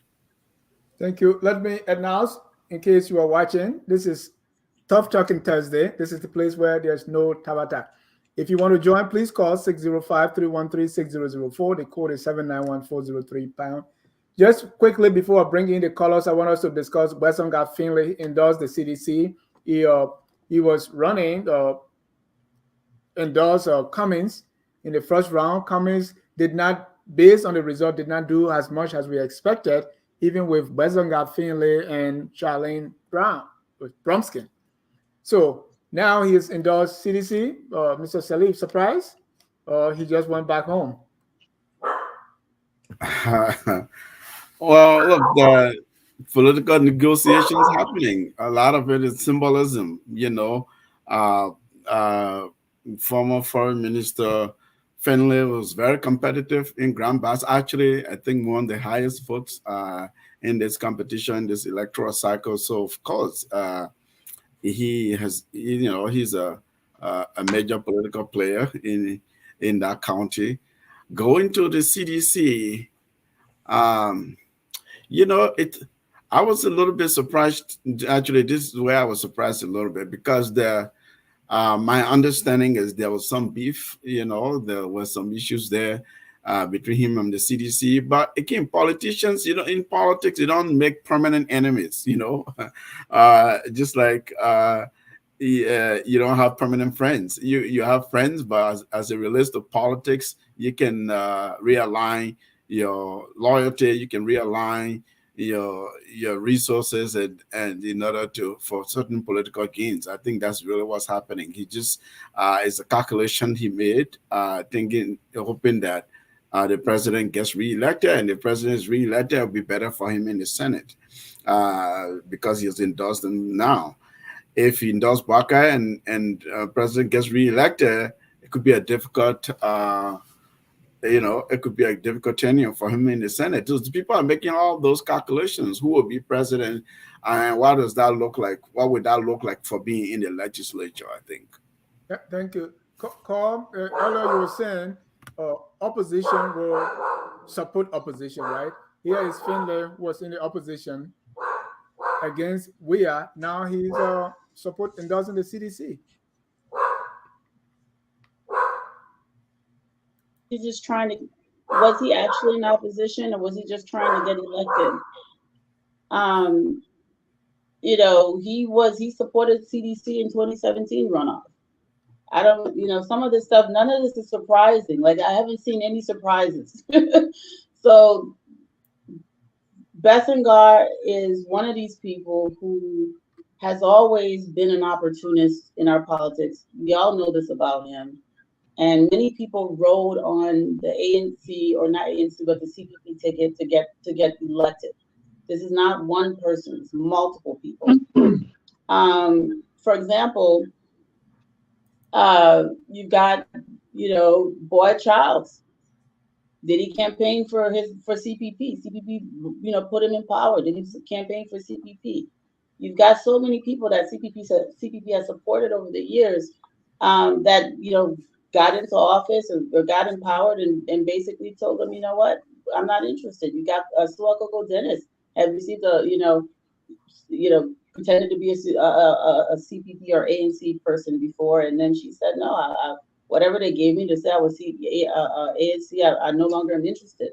It's not uncommon for people to use a political party to get into power and then go and support CDC. It has happened before, and vice versa. But mostly, in the reverse, because the opposition has been, especially the CPP, has been so desperate for membership that anyone who raises their hand and says, I'll go on the CPP ticket, they get their endorsement and their support and their resources. And then they go trailblazing in their districts, they win, and then they backstab. So it doesn't surprise me at all. I'm waiting for Musa Bility, really, to go say he's supporting CDC. I've been saying it from day one. Musa was supported. We had 2017, the close personal friends. This is a joke. Nothing is going to surprise me with the way these people behave, because none of this is about principle. None of this is about Liberian people. It's about them advancing themselves, obtaining political power. If they have to build bridges, literally build bridges. If they have to literally, do all kinds of things to bribe the Liberian people to elect them and cajole other people to support them to get elected, they will do it. And it's unfortunate. Thank you, Dr. Dukley. We also see that. Do we expect to see more of that? And Alex Tyler, I'm not even sure where he is now, but he left the CDC. So how many more people are going to ride Charo this way if what Carl said, if we want to go by that? Well, it's anybody's game. I mean, people will just swing around. There's no loyalty to party, because no party is based on a real strong ideology that you say, okay, this is what we follow, and if you deviate from these ideas, then I'm going somewhere else. All the parties have the same, roads, schools, health centers, and development, World Bank oriented, agenda. So there's no difference really. So people will just look for personal interest, one, and then two, what is comfortable. At some point, you may say, okay, I may not win this time, but I feel comfortable being right here. So I don't think you should be surprised that people will be swinging from one place to another one. I know Finlay campaigned with Bouaka in 2017 till the end. He moved off almost 2 days before the Bouaka chose his VP, because Bouaka could not make his commitment to him about certain things he wanted. So he moved away from Bouaka, but he had campaigned all along with the Unity Party till 2 days before Bouaka named his running mate. So now he's in Bassa. It's going to be between him and Nyombli, who gets the Bassa vote out, who beats who. They've been fighting before, so we look forward to the battle again and see who beats who. But the swinging from one apple tree to another mango tree is going to happen. You see that, probably you'd be more surprised if you think you've been shocked. I'm not shocked, because there's no ideology based on it in nothing. No, these political ambitions are not based on particular strong social political ideology. They're just, I want to be president, I want to be senator, I'll bring development.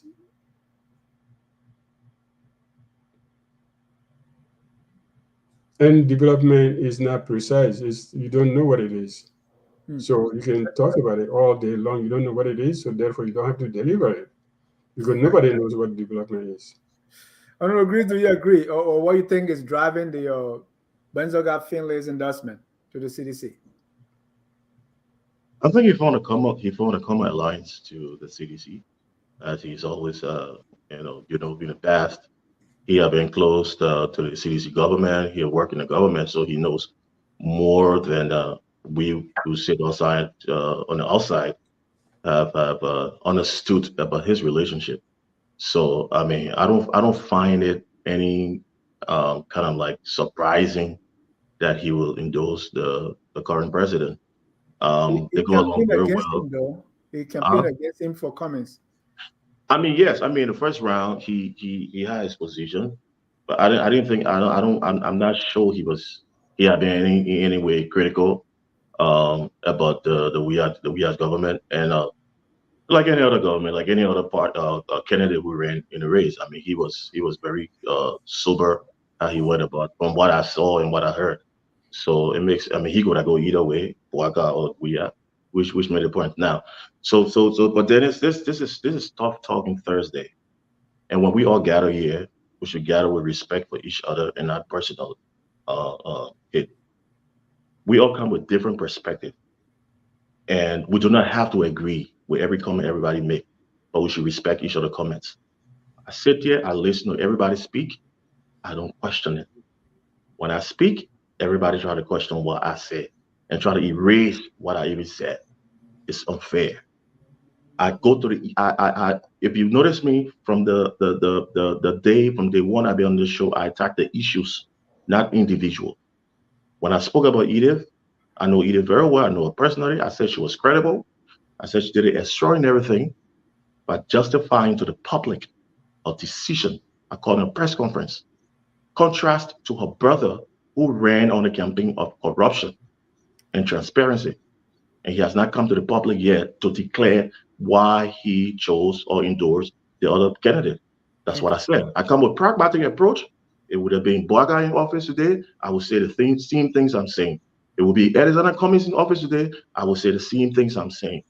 When it comes to Liberia, our culture and our dignity, our pride, if it's insulted and attacked, I have the right to call it out. Thank you. Liberia is not a systemic. I'm not saying corruption is not in Liberia. I said the way we go about the corruption issues in Liberia is wrong because it's based on on speculations, on perception, on our own idea, and we sometimes we take cases that allege and build it and regurgitate it as it those accusations were credible, and we don't have the facts. That's what I'm saying. And it does not help solve the problem in Liberia of corruption. That's my point. So by you coming and there's no society that does not have the problem with corruption, that do not have the problem with corruption. We can name one. All is a work in progress. All have the issues of corruption. But to castigate Liberia and stigmatize Liberians as systemic corrupt people, I take a serious offense to that. And that's it. And nobody has the right to tell you to mute me. Oh yeah, and another one again. This very important. Yeah, you made a point. I want us to bring in the callers. Have you ever worked in the private sector? No panelist should ever work in the private sector to mute another panelist because you dislike what I say, or insult my position as honorable. Don't call him honorable. No, that is beneath our level here. We should be very professional and very credible on the issues as we discuss it. Discuss the issues, attack the issues, and not the individual, not the personality. Thank you. Thank you. Thomas, on the Bazinga Finlay, and callers are lined up, so if you can be as brief as possible, Mr. Kanye. Yeah, just quickly, I think some of the decisions that are being made today, if you just look at it in the context of today, we all have an opinion. Like Dr. Duke said in 2017, Mr. Finlay was with Boakai, very close. Even before the CPP picked the daughter of the late Bronskin, he was very close to the JMB team in the hope that if Yombly becomes selector, he could actually replace Yombly as senator. So I think, like also, he has just been like moving, trying to take advantage of opportunities when they present themselves, and then eventually he supported the CPP, and now he's back to the CDC. What I heard today was that he's looking at more like the future, maybe a vice presidential office opportunity could come his way. Because if you go to the GMB team now, with the way Yombly was treated, maybe she might be considered in the future. So there are a lot of things that are actually happening. Maybe he supports the CDC not for himself, but for those who are behind him to get assistant minister positions and all of that. So these people will continue to take their decisions, and sometimes if you don't have all the information, you can be shocked. But people are looking at maybe perhaps not today, but in the future. But like I always said, the decisions you make today, thinking that it will benefit you in the future, it might go against you depending on how things turn out to be. Yeah, they say one day in politics is like 100 years. 100 years like one day. Let me bring on the callers now to weigh in. Callers, you have not more than 1 minute to make your point. The first is Elijah Washington. Go ahead, sir. Dennis, thanks for having me on the show. Usually when I call, I don't like to. I don't like to call my title, but I'm a Catholic priest, so I've been teaching at St. Mary's Polytechnic. I've been a journalist, so I've gone through the whole. I just want to emphasize the point that I'm in debate about corruption in our country, and I just like to go further. Not only is it systematic, it is structural, it's comprehensive, it's inherent, it's pervasive, it's ingrained, and it's extensive in that country. That's how corruption in our country is. So for somebody to come on this show and just want to explain what corruption is, right now, you can walk to a petrol station in Nigeria. For 1 gallon, you wouldn't get a 1 gallon out of that petrol station. That tells you how corruption is ingrained in our culture. So I just want to say that, hey, that's the whole thing and say corruption. That's the thing. You can say rain like ground. Everything we want to do in our country, you can do it. That's how we are, and we need to work on it. I mean, all of us. Thank you. I'm married for Texas, so I know what corruption is. So yeah, so that's the point I want to make. Thank you so much. Thank you, Elijah. Let me go to Clarence Pearson. Clarence, you're live. Good evening, Dennis. Thank you for having me tonight. I just want to say hi to the panelists. I want to use my first two seconds to just say I don't think Honorable Grace tries to underplay the issues of corruption in Liberia. I think it's been misconstrued when he says that corruption has always been an issue for Liberia. Then it means to say he supports the fact that corruption is not an issue. I don't think that's what he's meant. And I think Madam Ellie Johnson Sirleaf cannot work in Madam Ellie Johnson Sirleaf's government. He knows that even the old man said that corruption was systemic in the society of Liberia. She even went as far as speaking to the legislature saying that she failed to curb corruption. So we all know that corruption is an issue, and Joseph Boyka was part of that government. So he's not exempt from a corrupt system that he did not even try to correct being in the legislature as president of the Liberian Senate, where laws are passed, where laws are strengthened, where check and balances are ensured by the legislature. Now, going on to the Gongo stuff, I told my friends that Gongo did not endorse Joseph Boyka because Gongo sat in that meeting at the beginning of the press conference. The guy who read the speech said, our former standard bearer. And then he went to read the statement. Gongo had nothing to say in that entire meeting. Up to now, Gongo has not even come up to say anything about that endorsement. Right. Is the LPP? Is the LPP the party that endorsed or the Unity Party? Go ahead. The LPP did that. Let's go to Edith. Edith said that they asked Edith a question during a press release. He said, do you have something personal against Joseph Boyka or you have something personal against Jeremiah Kuhn? She said, in fact, listen to me. When I contested for senator in the Republic of Liberia, she said, it was the CDC that battled me for Kuhn to win. She said it was the CDC. She said, so if I had to hold grudge, I would be holding grudge against the CDC. She said, but I weigh the circumstance. I analyze the situation, and I think that George Manuel has a better option to lead this country forward as compared to Joseph Yuma Braka. Let us not forget, Joseph Yuma Braka failed to show his leadership as an individual person in the opposition. Let us not forget, Joseph Braka did not uphold the sanctity of opposition agreement that they all signed to. And he went and sat in court against the very, my brother Connie, others saying here that, the country, they don't trust the rule of law, they don't trust the courts and things. But it's the same court that they took Alexander Cummings to. Thank you. It is in court. And Joseph Braka testified in that very court. So I would say in closing, Dennis, let me be frank with you. You said it last time. I just want to reiterate. People should be respectful of the panelists on the show. I was taken aback when I see four pro-UP attacking Honorable Creed because he's the only voice that is not singing the song that they are singing, and they try to silence him by being derogatory in how they address him. I think it is unfair. And we should learn to be respectful of each other on such a professional platform. Thank you, Dennis, for having me. Thank you. Flomo Livingstone, your turn. Yeah, great show. People need to understand the role of a VP in the Senate. We need to. That's why I go to teach civics. Speak to the show, man. No, I'm speaking to the show. If someone come and just make them give up false information, we need to talk about it. You need to know the role of the VP in the Senate before you say he was part of things that corrupt. If you say the GMP was corrupt, well, Joe, we were part of the government, you work in it. So you're corrupt too. Look, Bethel feeling of him supporting CDC is not strange to me. Even people in Grand Bazaar today, they have mixed reactions. Some supported him, they regretted why they supported him. So that does not mean all that voting accumulated in Grand Bazaar, they all will go to CDC. That is not true. So when it comes to endorsing someone, for me, it comes to the voter, they will make that decision when they go to the poll because they have the right to vote whosoever they want to vote for. So, Honorable Green, when you come on a show, and say there's no corruption, Livingstone, take time. The way you score Honorable Green, the thing why you come and say, go ahead. No, but where?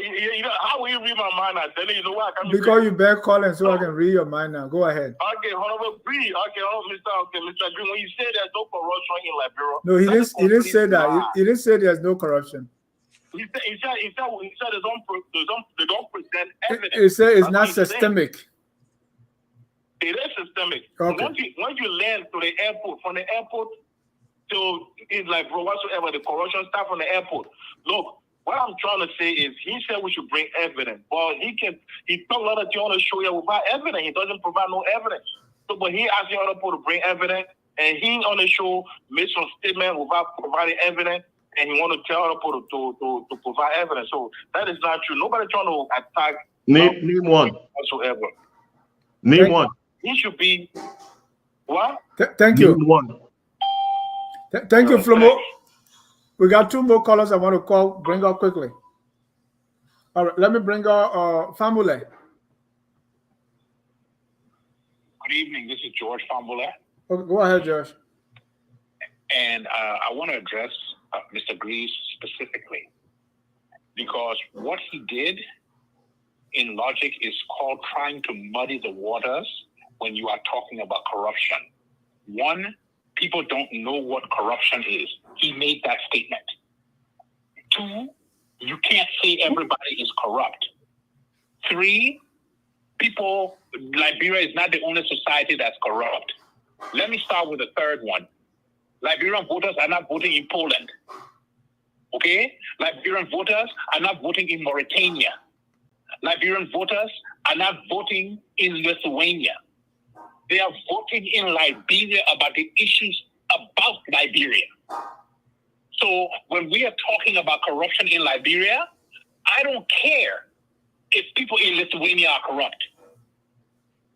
When money that should be going to repair the Robertson Road is going to a company that is connected to government officials, and the road is worse now than it was 6 years ago, that's an issue for the Liberian people. It's not an issue for people all over the world. So don't try to move the goalposts when you're talking about corruption. Let me go to the second point. You want instances of corruption? Do you know what the biggest problem in Liberia today is? Land ownership. Carl brought up the land commission. People are buying and selling land right in Liberia, and a lot of it is being done by people who have connections to government officials. You want an example, Mr. Greaves? I can give you an example. Hey. The vacant property that is next to the Nigerian embassy is owned by my mother. A fellow who works at the executive mansion named Doki claims that he bought it. When we got a court order to evict him off the land, he showed up with a busload of CDC people, took all the equipment to the CDC headquarters. Who is the CDC connected to? Do you believe that a logistics officer at the executive mansion? Oh, not only that, he also came with buses of EPS people. The last time I checked, the sole function of the EPS is to protect the person and property of the executive. Do you think a logistics officer at the executive mansion can commandeer EPS officers to go and protect property that does not belong to the president or the president doesn't have an interest in? These are the issues that Liberians are dealing with every day. Personal issues. Thank you. Personal They have said that the next war that comes to Liberia will be based on property. And you have the audacity to tell people that they don't know what corruption is? you're disrespectful to the Liberian people. Thank you, Mr. Formula.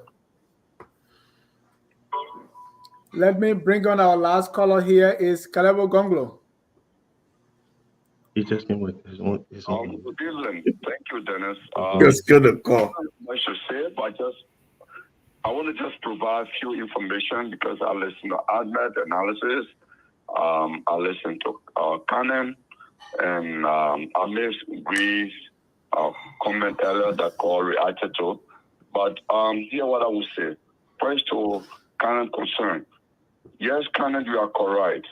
The UP, whatever their calculation was, they refused to speak to Madam Way. Or maybe if they intend to speak to her, they were very slow. They were slow walking towards her. That's one. And the plane left the station?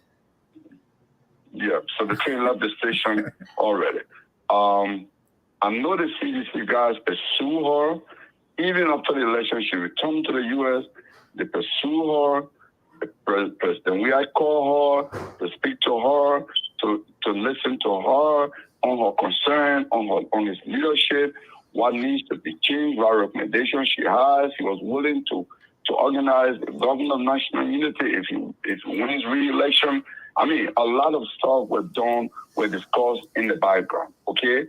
So she didn't just come out of the blue. She waited, and nobody from Unity Party spoke with her. She has a history with with dealing with Ambassador Bouaka. So I'm not going to go into the depth of all of that. The other thing I want to say is, I heard some comments of me on the LPP endorsement. I am a member of the Liberian People's Party. In fact, I joined LPP in 1984. I was one of those canvassing for membership in NIMBA. Okay, I was just in 10th grade at the time, and I was old enough to go out there to canvass for membership for us to submit to the central office in Monrovia. So I have a long understanding history I have knowledge of what goes on in the party. The party has a fundamental structure. The party endorses Unity Party.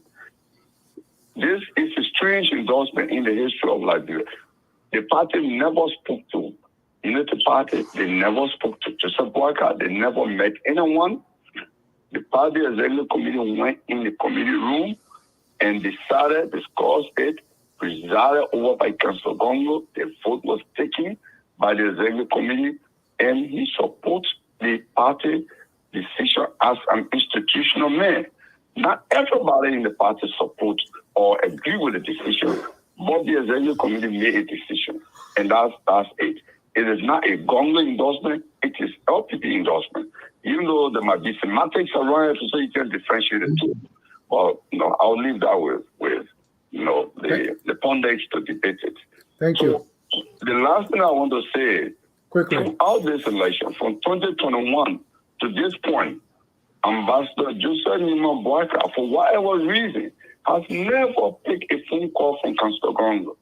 Even up to the end of the day after the campaign ended, Councillor Gongo made a case to speak to each of the presidents. The opposition candidate to say, campaign well ran.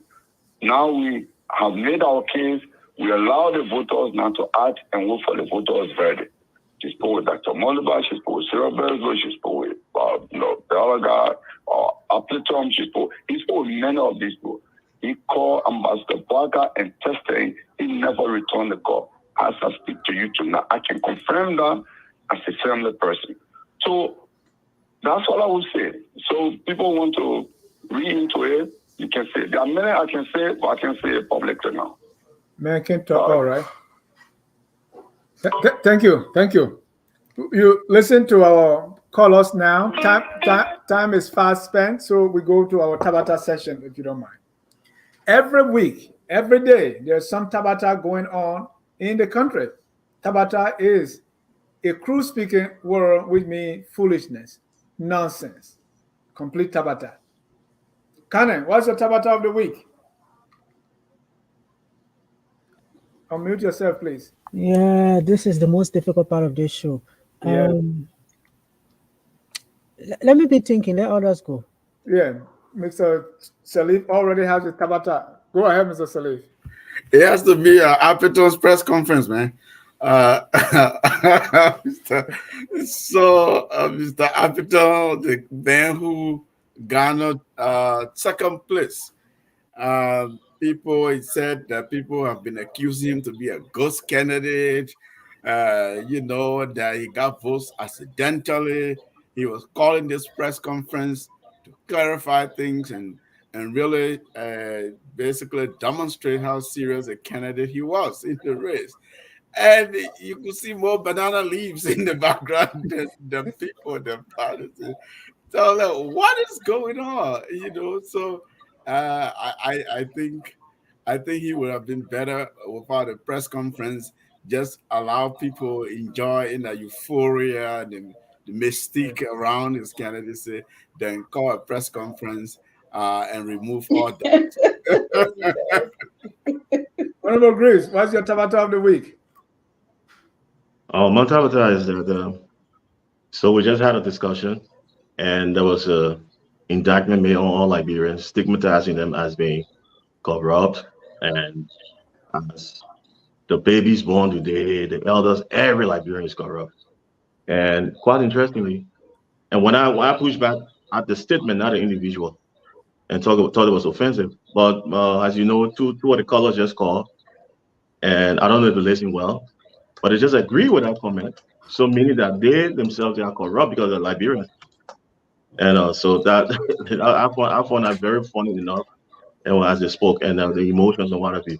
But on a more serious note, I think my comments are not being to dispel the fact that the problem with our country in corruption and what have you. No, my comment has been specific on the way we go about fixing the issues, how we are accountable, how we are credible about it, and that will help. So by castigating our culture, stigmatizing Liberians does not help us. And we cannot say we all Liberians that we're pushing against corruption. We're accusing each other of emotions and speculations and what have you. That's what I'm coming against. And when I mentioned there are other countries that have issues with corruption, every country in the world have issues with corruption. So has Liberia. I'm not disputing that fact. But what I'm saying, we should be credible going about it that other countries would do. And nobody can name any country that is clear of corruption. So there's the issue. To fix it, we must have strategy. We must have patriotic duty, patriotic sense. We should understand what a country means to us. We should understand what we want for our country, what we want for our children unborn, so that we can fix this problem and start just being blanketed, accusing everybody, and can we give facts or detailed facts? That's my Tabata. Thank you. Dr. Duke, what's your Tabata of the week? My Tabata of the week is waking up today and seeing the Minister of Finance on fire. Like, in the middle of the election season, and then you reminded me of saying, "Oh, Nigeria, the Minister of Finance got burned when there was a coup d'etat." The next day, the Minister of Finance was on fire, and a paper fire too. yeah, but seriously, okay, I'll do like Graves too. I think the issue of corruption, we have a problem discussing it. It is a shame when we talk about it, but when you have 3-4 years ago, when McCarthy was going to Liberia, he said, "I'm going to go fight corruption." We all remember that. Some of us even wrote against it. I've been saying, if you want to fight corruption, start with Washington, D.C., with your president. And then you have a new ambassador going now. What he says, "I'm going to go fight corruption because this government have brought corruption to a level that does not serve the people of Liberia." So when people start to identify you as what you don't want to be or what you are, or the perception is not so much a reality, it's a perception. It's a perception that you don't do anything right in Liberia except you pay someone. Right. That's the question I was asking. I said, did you work in the private sector? I work in the private sector. I know, I've seen it at all levels. That's what I do, private sector, although I was hanging around the mansion. I know corruption. I know, I have seen it. I can give you 20 examples at the end of this show. I can write names and numbers to give it to you. Thank you. One thing that I forgot is we talk about endorsement, right? But this one is not an endorsement.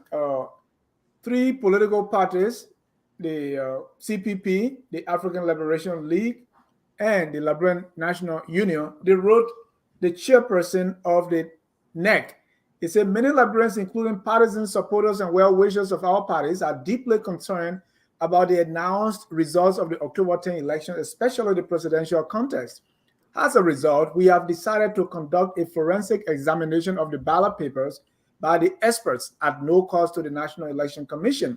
Therefore, we request the NEC to not destroy the used and unused ballot papers after the final results are announced. Thank you in advance for working with us in this important undertaking. All Liberians need to continue to believe in the conduct of free and fair elections as the best way to choose our leaders.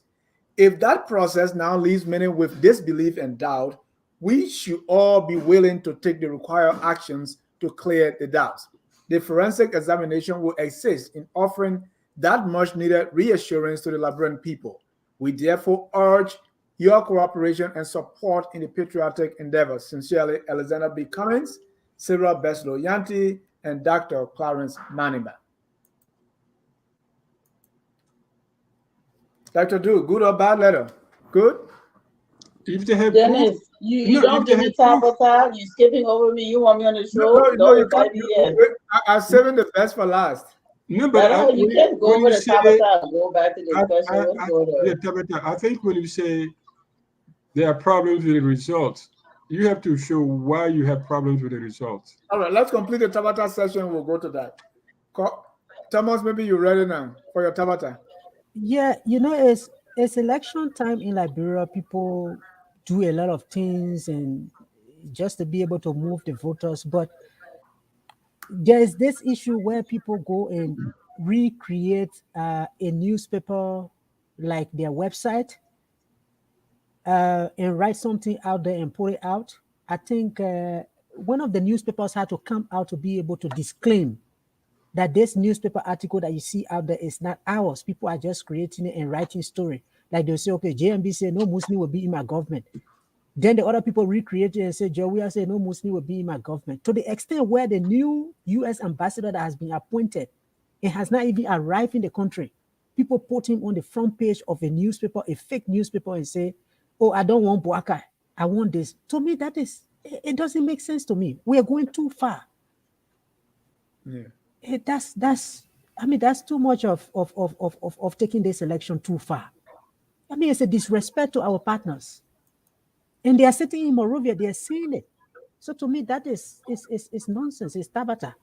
Complete Tabata call.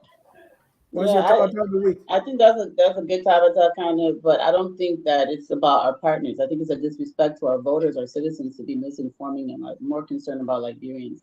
For me, the biggest Tabata was one of my students from the Leadership Academy, one of my mentees, I should say, from the Leadership Academy, sent a video, and she was almost in tears. A police officer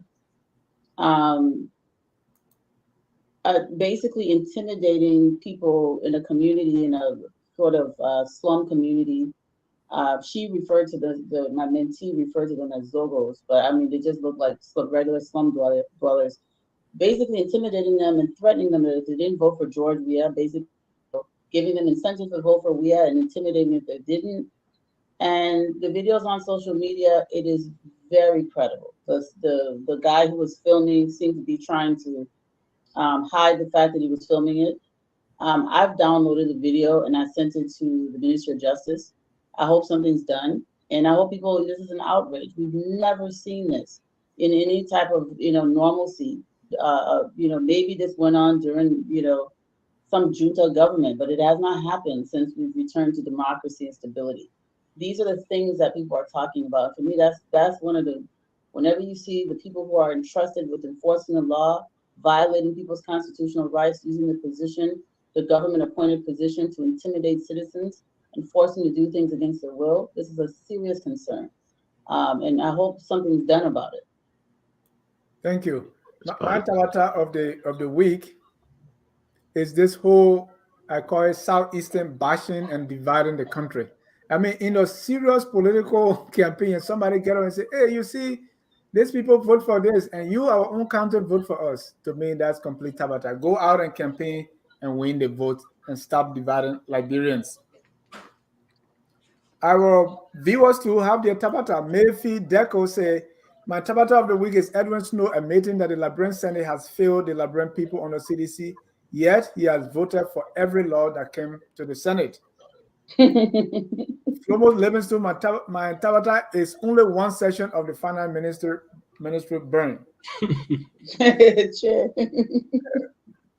Yeah, maybe that somebody dropped cigarette there, right? And it was in the morning. So I don't know how, did they find out how the fire got started or not yet? Started at 6 o'clock in the morning. And there's no electricity there, I guess, to see that wire or so. Sam Wallow, my Tabata of the week has to do with Cummings grandstanding at his press conference with a 1.64% first round performance rate and pretending that he's the difference maker in the second round. Sam Wallow go wrong, leave Cummings alone.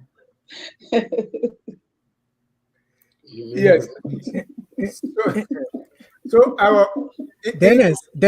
In conclusion, Dennis.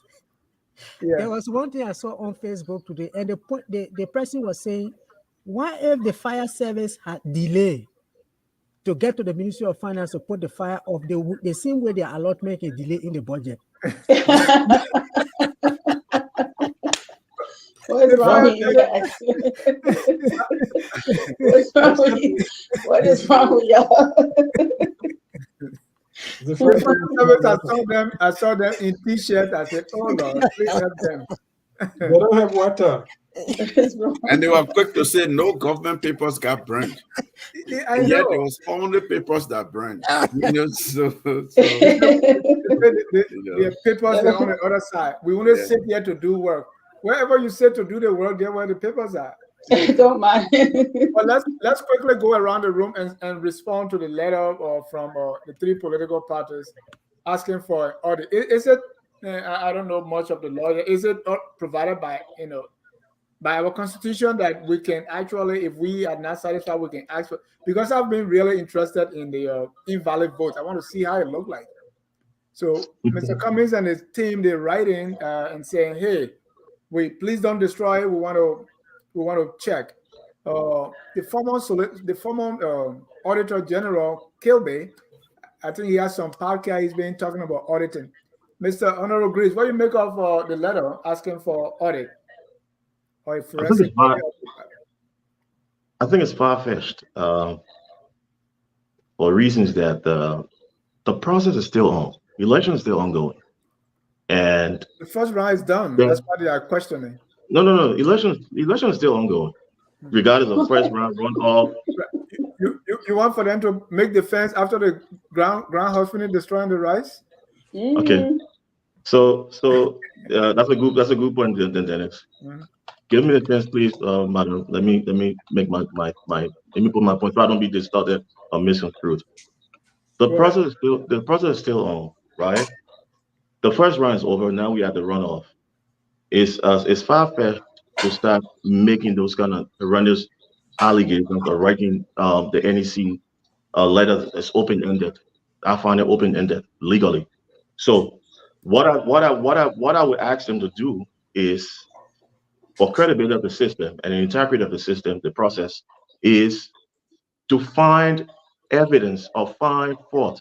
Those areas they think they may have had some malfunctioning or some fraud or anything, whatever, that is alleged. Do a comprehensive package. Do the cover letter and put those evidence, give it and convince the public, not just NEC, but the public, why there should be such a forensic audit. Now, and who are they recommending? Who is in charge to conduct this audit? It's a forensic audit. It has to be credible. It got to be done by credible entity or credible sources. So, but you have to have reasons to go through that process. I say it's still on. The election's not over yet. They might not be in the race, but the process is still on. So follow the process. Thank you. Call. They're within their rights according to our election laws, to ask once the ballots, the final results have come in for an election, to be able to go back and audit those election results. The results are already in for the first round. So any citizen, any group of citizens, legislature, the senators, anyone can call to audit an individual polling station. They can ask for ballot boxes. Individual ballots. They can ask for tally sheets, and they can, yes, they can. I'm looking at the rules. So you know what ends up happening is people get uncomfortable because they know they've done something wrong. So when I tell the public, you don't have a right to question your government. This is public information. Liberians have a right to review public records of their government. This includes election records. This is not something strange.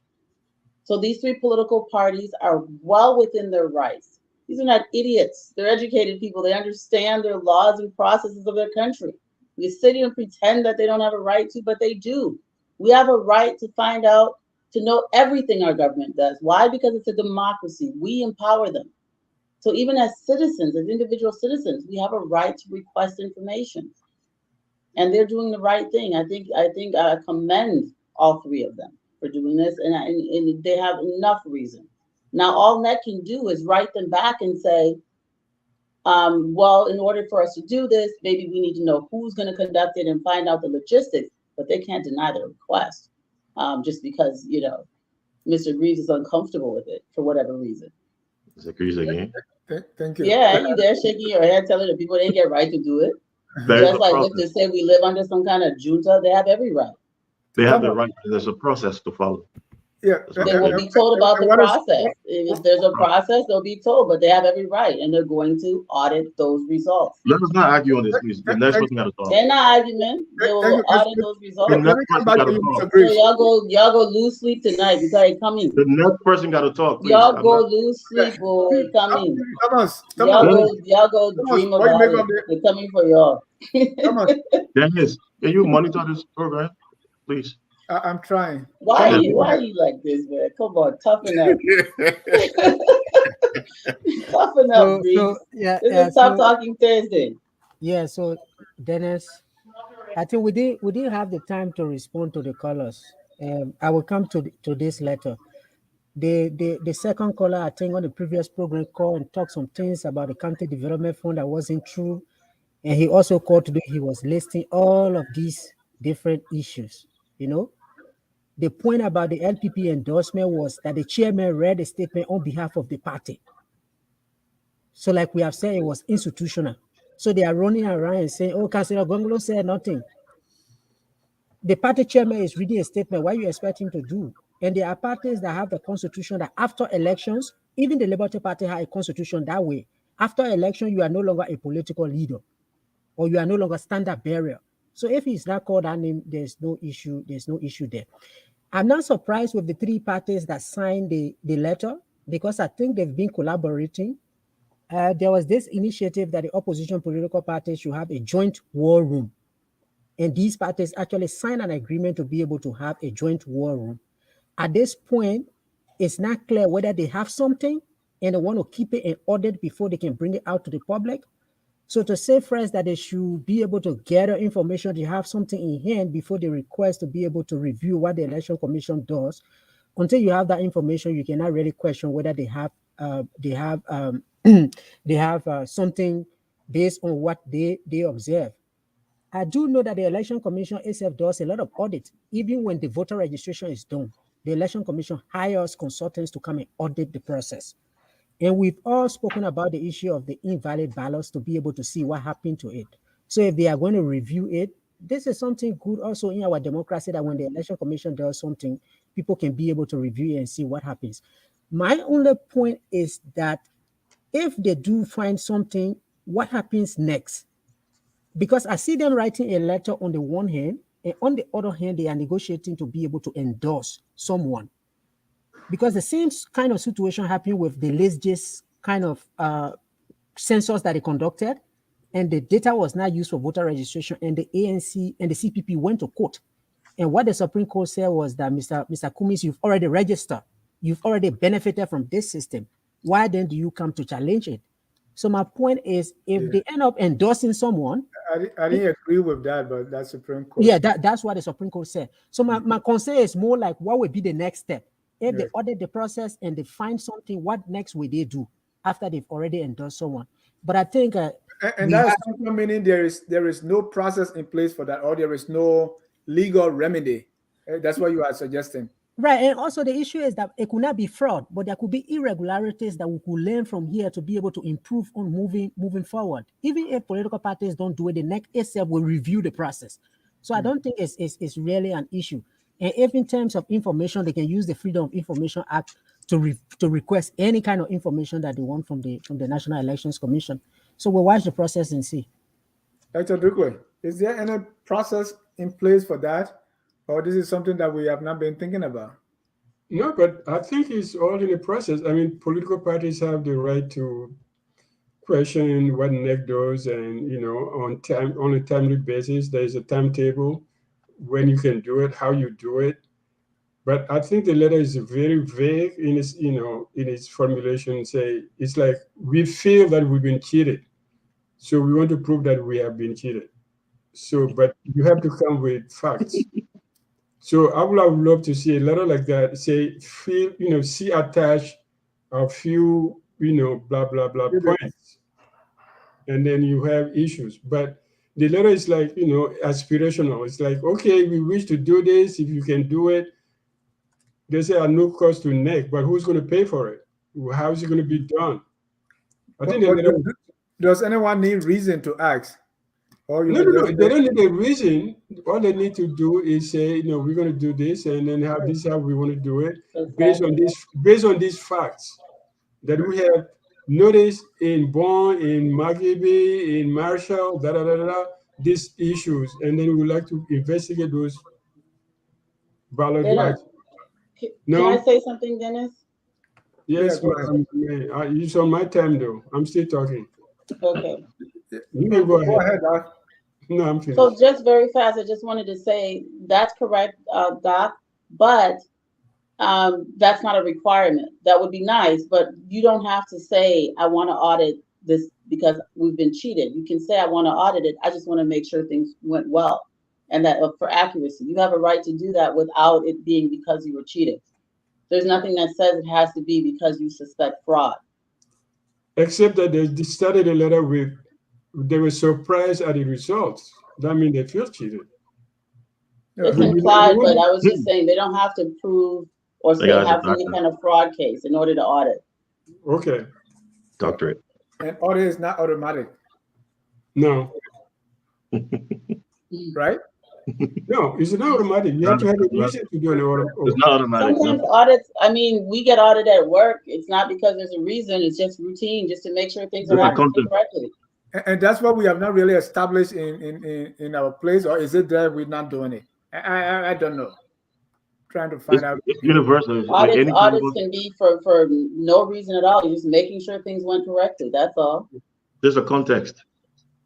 In a job list, it's different. In a job list, it's actionable. You're working. You're answering to and responding and interacting. So you have governments are governments with a lot of governments function just like any other institution. All right, Mr. Salih. I rest my case. Mr. Salih, let me add a little bit. Do they have to be 3 parties signing? I mean, why do they need to do all that? Yeah, it could be even more people. I think or just one. Everybody should sign. Why do they want to show strength here if you're doing the right thing? Why you want a congregation? No, you want to show that this is serious. This is from serious political parties and political actors. I think it's a good letter. I think they should go through, follow through. Look, there are indicators. I mean, there are very strong indicators of suspicion. You want to make sure that there's no suspicion even in the second round. So the Liberian people that showed up, turned out unprecedentedly, should be assured, and we should ensure that their votes count, right? So you had a candidate who nobody heard of really, and with what due respect to him, and all of a sudden this candidate is turning in line, right? Got all these votes, and then the invalid vote, the large volume of invalid vote that we saw as well. Could it have been just a failure of the CVE, civic and voter education, or the number of candidates because this was a general election? Or was it some other thing happening? I mean, you want to make sure that you exude confidence. You also instill confidence in the process so that nobody's going away thinking it looks like something future happened. And so these candidates, remember, they invested their time and resources campaigning into the, and we've been talking about corruption here, the corruption denials, that those who believe corruption is ingrained in our system. So if people have the resources to say, look, do not touch the ballot. We want to make sure that everything went according to law, and here are those who are interested in doing so. I think they should do it. I think it's good for the country. It's good for everybody. Yes, if they have evidence to build a case, that's great. In terms of here instances of why we think this should happen, fine. You don't have to have that because it's a forensic audit, like everybody, Cohen and Dr. Dukul have said. Forensic, audit work doesn't have to mean, oh, here's the proof of wrongdoing, therefore let's audit. No, in fact, audit is to ensure that the system we set up, we put in place worked well or is working well. Or maybe there's something we need to pay attention to for next time. So I think they should do it, and they should do it really quickly. If it could even be done before the second round vote comes around, it would be really good. It's also signaling to people, those who have bad intentions or who may have engaged in some nefarious acts, to ensure that people are watching and people will come back and look into it. I don't know why we have not been doing that. I don't know. Doing what? Auditing. Yeah, but I think the audit happens long after the elections, and then they burn the ballot, papers. There's always an audit, but this is specific. This is like to ascertain that they were not cheated. I mean, you can say put anyway that they want to know if the system works, but in reality they want to know if they've been cheated or not. But there's an audit. Usually after election, 6 or 7 months after election, there's an audit of the whole system, and that the issue report. But this is something specific. Who does that? The audit in the system. The election commission does an implementation audit to make sure that everything they put in place, the strategies and processes and budget and all of that, and the election itself, the vote itself. Why do we, invalid votes or register the whole process, political party participation, all of that, so that they could prepare and for a better institution to strengthen the system. They do an after action review. Now that's what I'm talking about. Yeah, these candidates are asking for a forensic examination, a forensic audit to look play by play what happened and if everything is correct. If it doesn't check out, Thank you. I'll make this last point. There is a procedure, there is a process that is followed. The comprehensive audit is done at the end of the election. That is automatic. And that is who does that? The NEC. Right, and this is now, so this is different. In the process, while the process is on, if any individual political party requests an audit, and especially a forensic audit, there must be cause. You do this call for. Where does that come from? Honorable Graves, what is the process? What does the process say, and what's your reference? What the process says? Yeah. What you said? This is how it should be. Where are you getting that from? I'm getting it from the procedure. I don't have the whole ballot before me, but we have been doing election. So I can provide it. Please do. Get it tired of the Nazi stories. Do I have the floor? Hold on. I can provide that. I can provide that to you, and for the purpose of the audience to understand, there's a full procedure of electioneering in Liberia, and it's not the first time. It's not a one-off situation. Which document is that? An election law? Is it? What is it? What is that document? It's part of the packet procedure. Have we ever had elections before? In the middle of elections, a certain political party, the elective group, call for audit forensic audit. I just want to know the process. It never happened. That's what I'm saying. So that never happened. So this is a very strange case. That's what I'm saying. There's a procedure, there's a process to follow. There's no way any political party, individual, if you let me finish, then you understood that. No independent political party in the middle of the process can call for a forensic audit, request a forensic audit with all probable cause, with all evidence, with all reasons. That's not especially true. when you have 20 candidates in a race. If you have to have something very grave to call for an audit at this juncture and to delay the runoff, especially like Zasseli said, to delay the runoff until the audit is done. And the audit of a particular political party is conflict of interest because it's not broadened. Who paid for it? They won't pay for it. Agrees that audit is not a full letter word. You know, let's get back. Dennis. Audit is not a full letter word.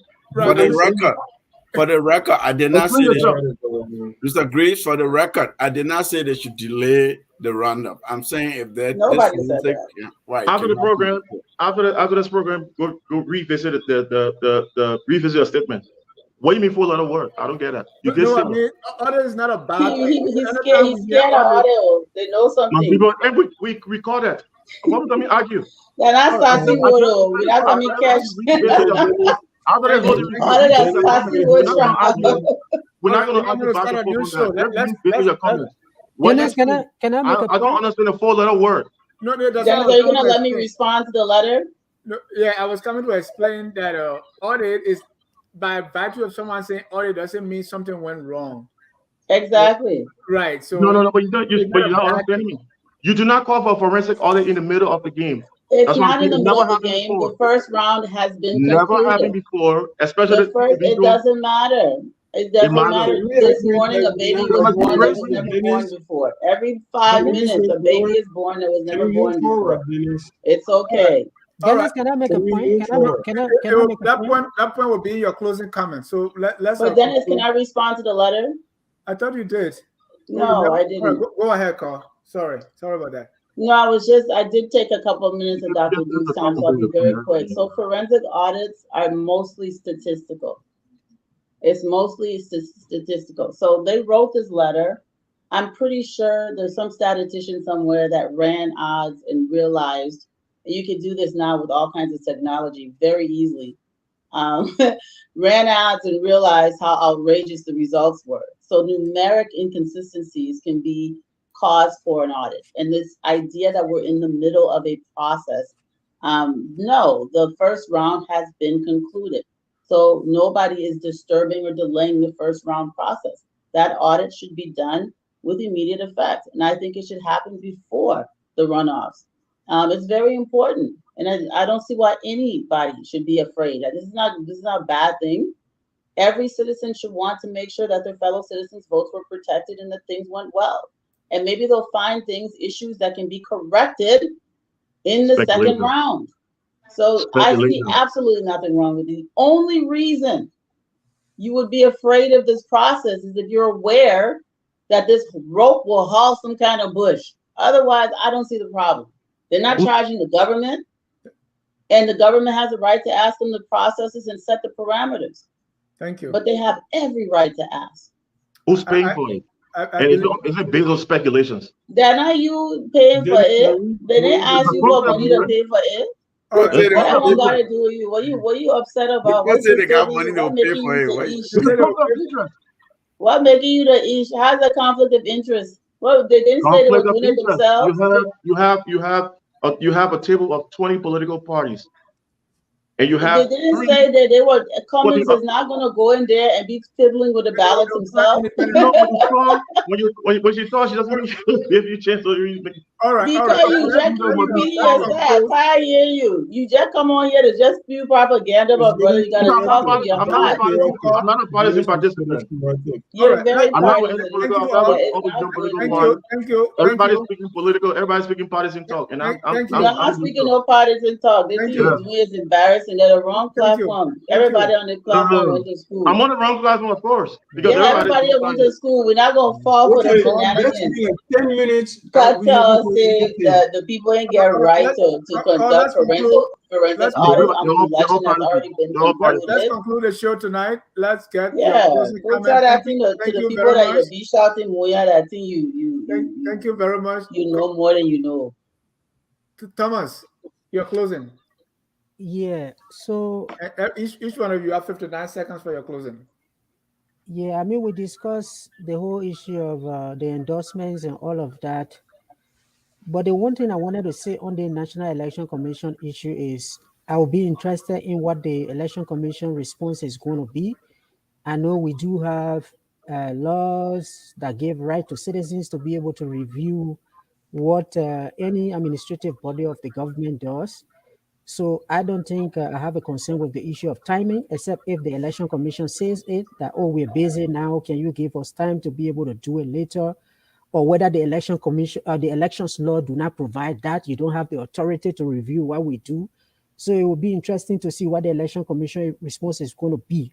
But one thing I wanted to say is that considering the fact that the elections are now conducted by Liberians, we don't really have the international community providing technical assistance for us to be able to do these things. I think an audit like this, a review like this, will really strengthen that process and be able to strengthen the confidence that Liberians have in the process. Because we are all, to an extent, saying, okay, the date where there's no OMI and everybody is not there, they were able to deploy and do a lot of work. So let them, if the law does allow, let them allow the process to go through, and that will increase confidence. Lastly, I will say, one second. I will say, we all say it's a Tough Talking Thursday, and I think somebody was making the point. There is some information that is largely available out there. Anybody coming here will expect that, even if you don't read it, perhaps on Facebook, you should be able to read it. So if you appear here and pretend like you are ignorant to it, then of course we have to tough talk on you, because we expect that this is a platform, and FOL carries itself like a platform that actually brings people of competence to be able to discuss these issues. Thank you very much. Everybody not on Facebook. Thank you. Dr. Duke, your closing, sir. My closing, I'm just kind of sorry that, Clebo came in and tried to say that Gongo Tiawan was not really supporting the party position, that he sat down and the party read a statement. I mean, you run on a party ticket, you come out, and then that party makes a decision. I think I didn't hear that. I didn't hear that. No. He said he read it. He said no, it was not like Gongolo state. He made it clear. If you listen to him carefully, he said this was not Gongolo's decision. It was the party decision. Therefore, he had to fall in line. He put it that way, and the sister had to make her own decision. That's the thing that I thought he was in. You didn't need to say that. The man belonged to a party. He went on a party ticket. They lost the elections. They decided to support somebody who was closer to them, at least ideologically. Because in those days, parties had some kind of ideology back in 1980s. So let's leave at that. And regarding the letter, I think people have the right to write. I'm sure there are laws and there's procedure, and then I think the Election Commission will respond and say, okay, we got your letter, this is how we do this, and this is how you do it, and how you're going to pay for it, and then we put this way. So I think we should just wait. I mean, they made a case based on the fact that they thought they were cheated. I think that's the whole thing. It's not because they want to audit the system to see if it's functioning perfectly. They did that because most principally, I think Cummings felt that he was cheated. Moniba also feels that he was cheated, principally. So that's what they're asking for the audit. And I'm sure the Election Commission will come up with, a schedule of possibilities, how they can do it. Right. But I think it's good to audit anything. The only thing that it's not a binding, right? Because it's not a court thing. So they can choose not to respond unless they go to the next level of going to court or something like that. The Election Commission can just ignore it. They will respond. I'm sure they will respond to them and say, yeah. They might say, what are you specific? Liberia has a freedom of information. It has freedom of information laws, but I want to talk a little bit. To give you the information. I want to talk a little bit about corruption and this idea of how countries battle corruption and how Liberia fails to do so. Corruption is something that, and unethical behavior is something that people have to be cultured into conducting themselves in a way to advance their country and advance civilization. In the United States and most places in the world, anti-corruption is built into the curriculum. Ethics is built into the education curriculum. Kindergarten, preschool, teach children to wait their turn, tell the truth, make sure you take what's yours. They try to uphold a system of ethics from the very inception of the education process. It's more than going to church or going to the mosque and learning from your parents at home. It's the general society teaching you how you're supposed to conduct yourself with each other. It's embedded in the general education systems of countries and societies. What is tolerable and what is not. We don't do that any longer in Liberia. We haven't done that for a very long time. Our education system is focused really on transactional things, just literacy, just basic things. One of the things that we're trying to do to combat this process is to have code of ethics training for students outside of this process. And it's really just philanthropy. They don't pay for it. And we've had a couple of rounds of this and it has worked. People start to think differently. A lot of times we realize that people don't even realize that it's improper or inappropriate for someone to do you a favor so you can vote for them. They don't realize it's improper, inappropriate for them to pay you to go to another district to vote. They don't know better. It's not that they're evil. It's not that they're wicked. It's that they don't understand what ethical behavior as a citizen is. So ethics needs to be brought back into the school system. Anti-corruption is something that is not even forced upon government officials. I was shocked going from working with the UN to working with the government of Liberia and being constantly pumped every day with anti-corruption courses, having to get recertified and going to GOL and not once having a government-sponsored anti-corruption course for government officials. This has to change. So the reason we are out of control is because we're not teaching anti-corruption. We're not requiring certification. The civil service agencies should have this built in to their process. And I would land there, but I just want people to know that this is not because people are bad people. It's because it's not embedded in the system to elevate the way people conduct themselves when they have responsibilities in public and private sector in Liberia.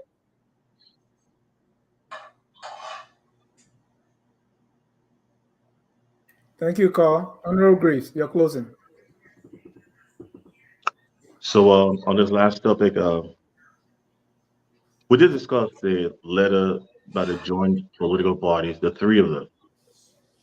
And my response was directed to the point that they were asking for a forensic audit in the middle of the game, something that never happened in our society before, despite elections being conducted by internally by ourselves for the first time. It's been critically observed by international observers. And at this point, every participating group has considered it credible, and we should stick with that. An audit, forensic audit, is not conducted based on speculations. And I'll give you a little definition. A forensic audit is an examination and evaluation of a firm or individual's financial records. During the forensic audit, an auditor seeks to derive evidence that could be potentially used in court.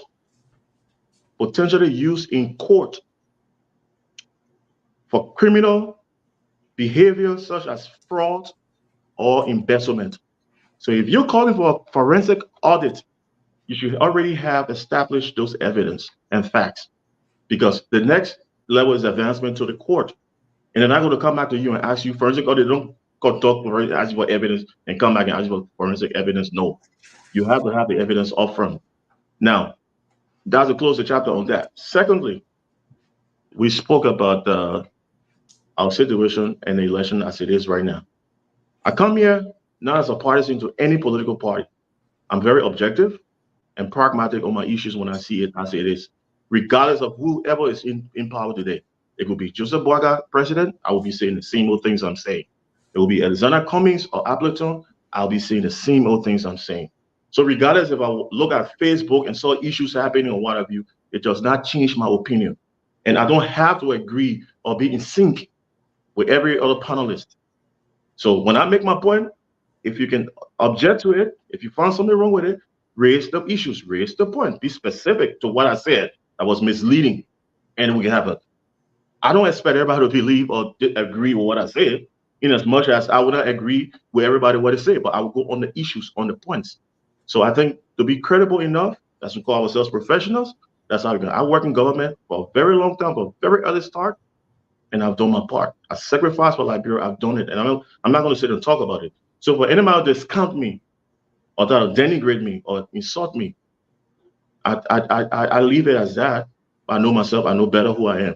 So Liberia, regardless of whichever political party is in charge, whichever political party wins, Liberia should be for every Liberian. And all Liberians should be able to speak their mind without being subjected to any other form of being insulted or castigated or said or things insulted coming raining at them. I have the right to say what I want to say from what I see and what I observe in my perspective analysis.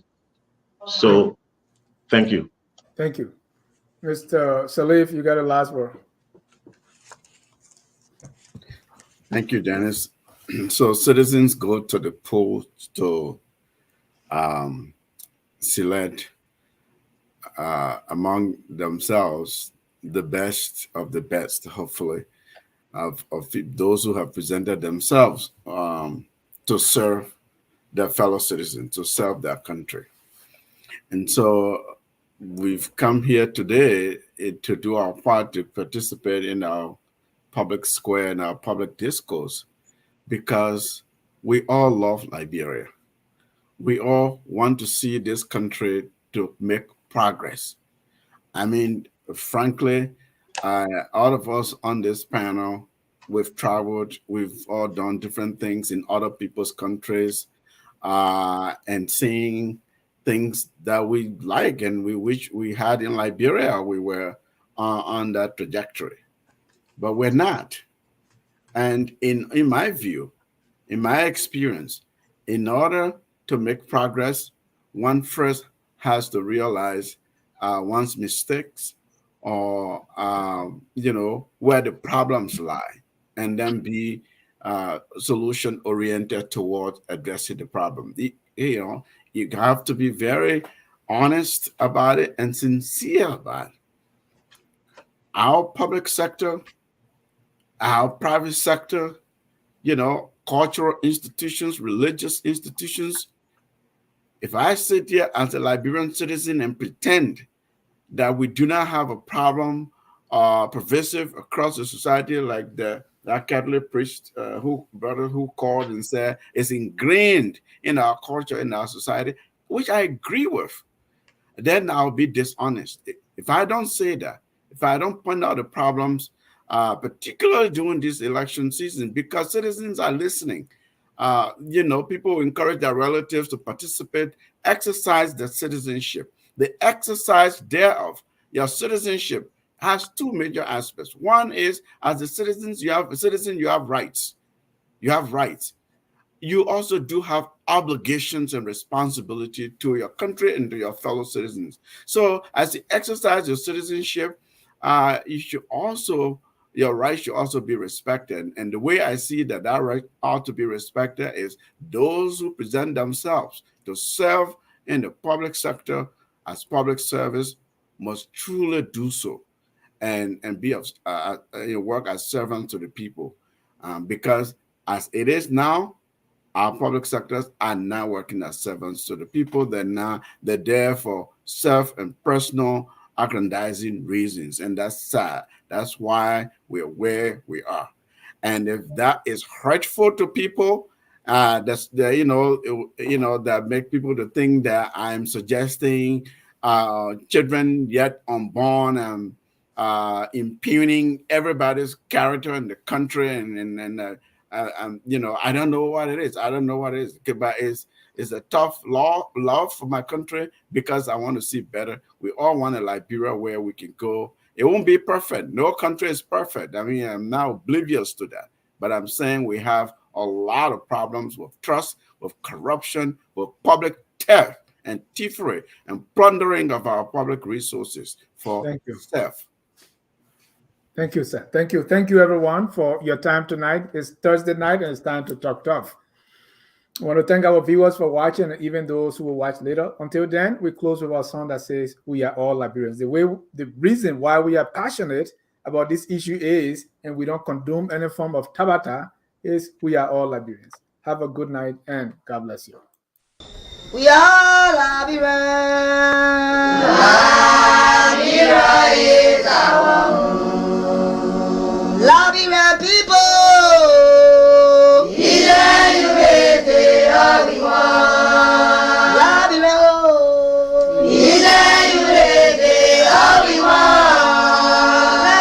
Liberia.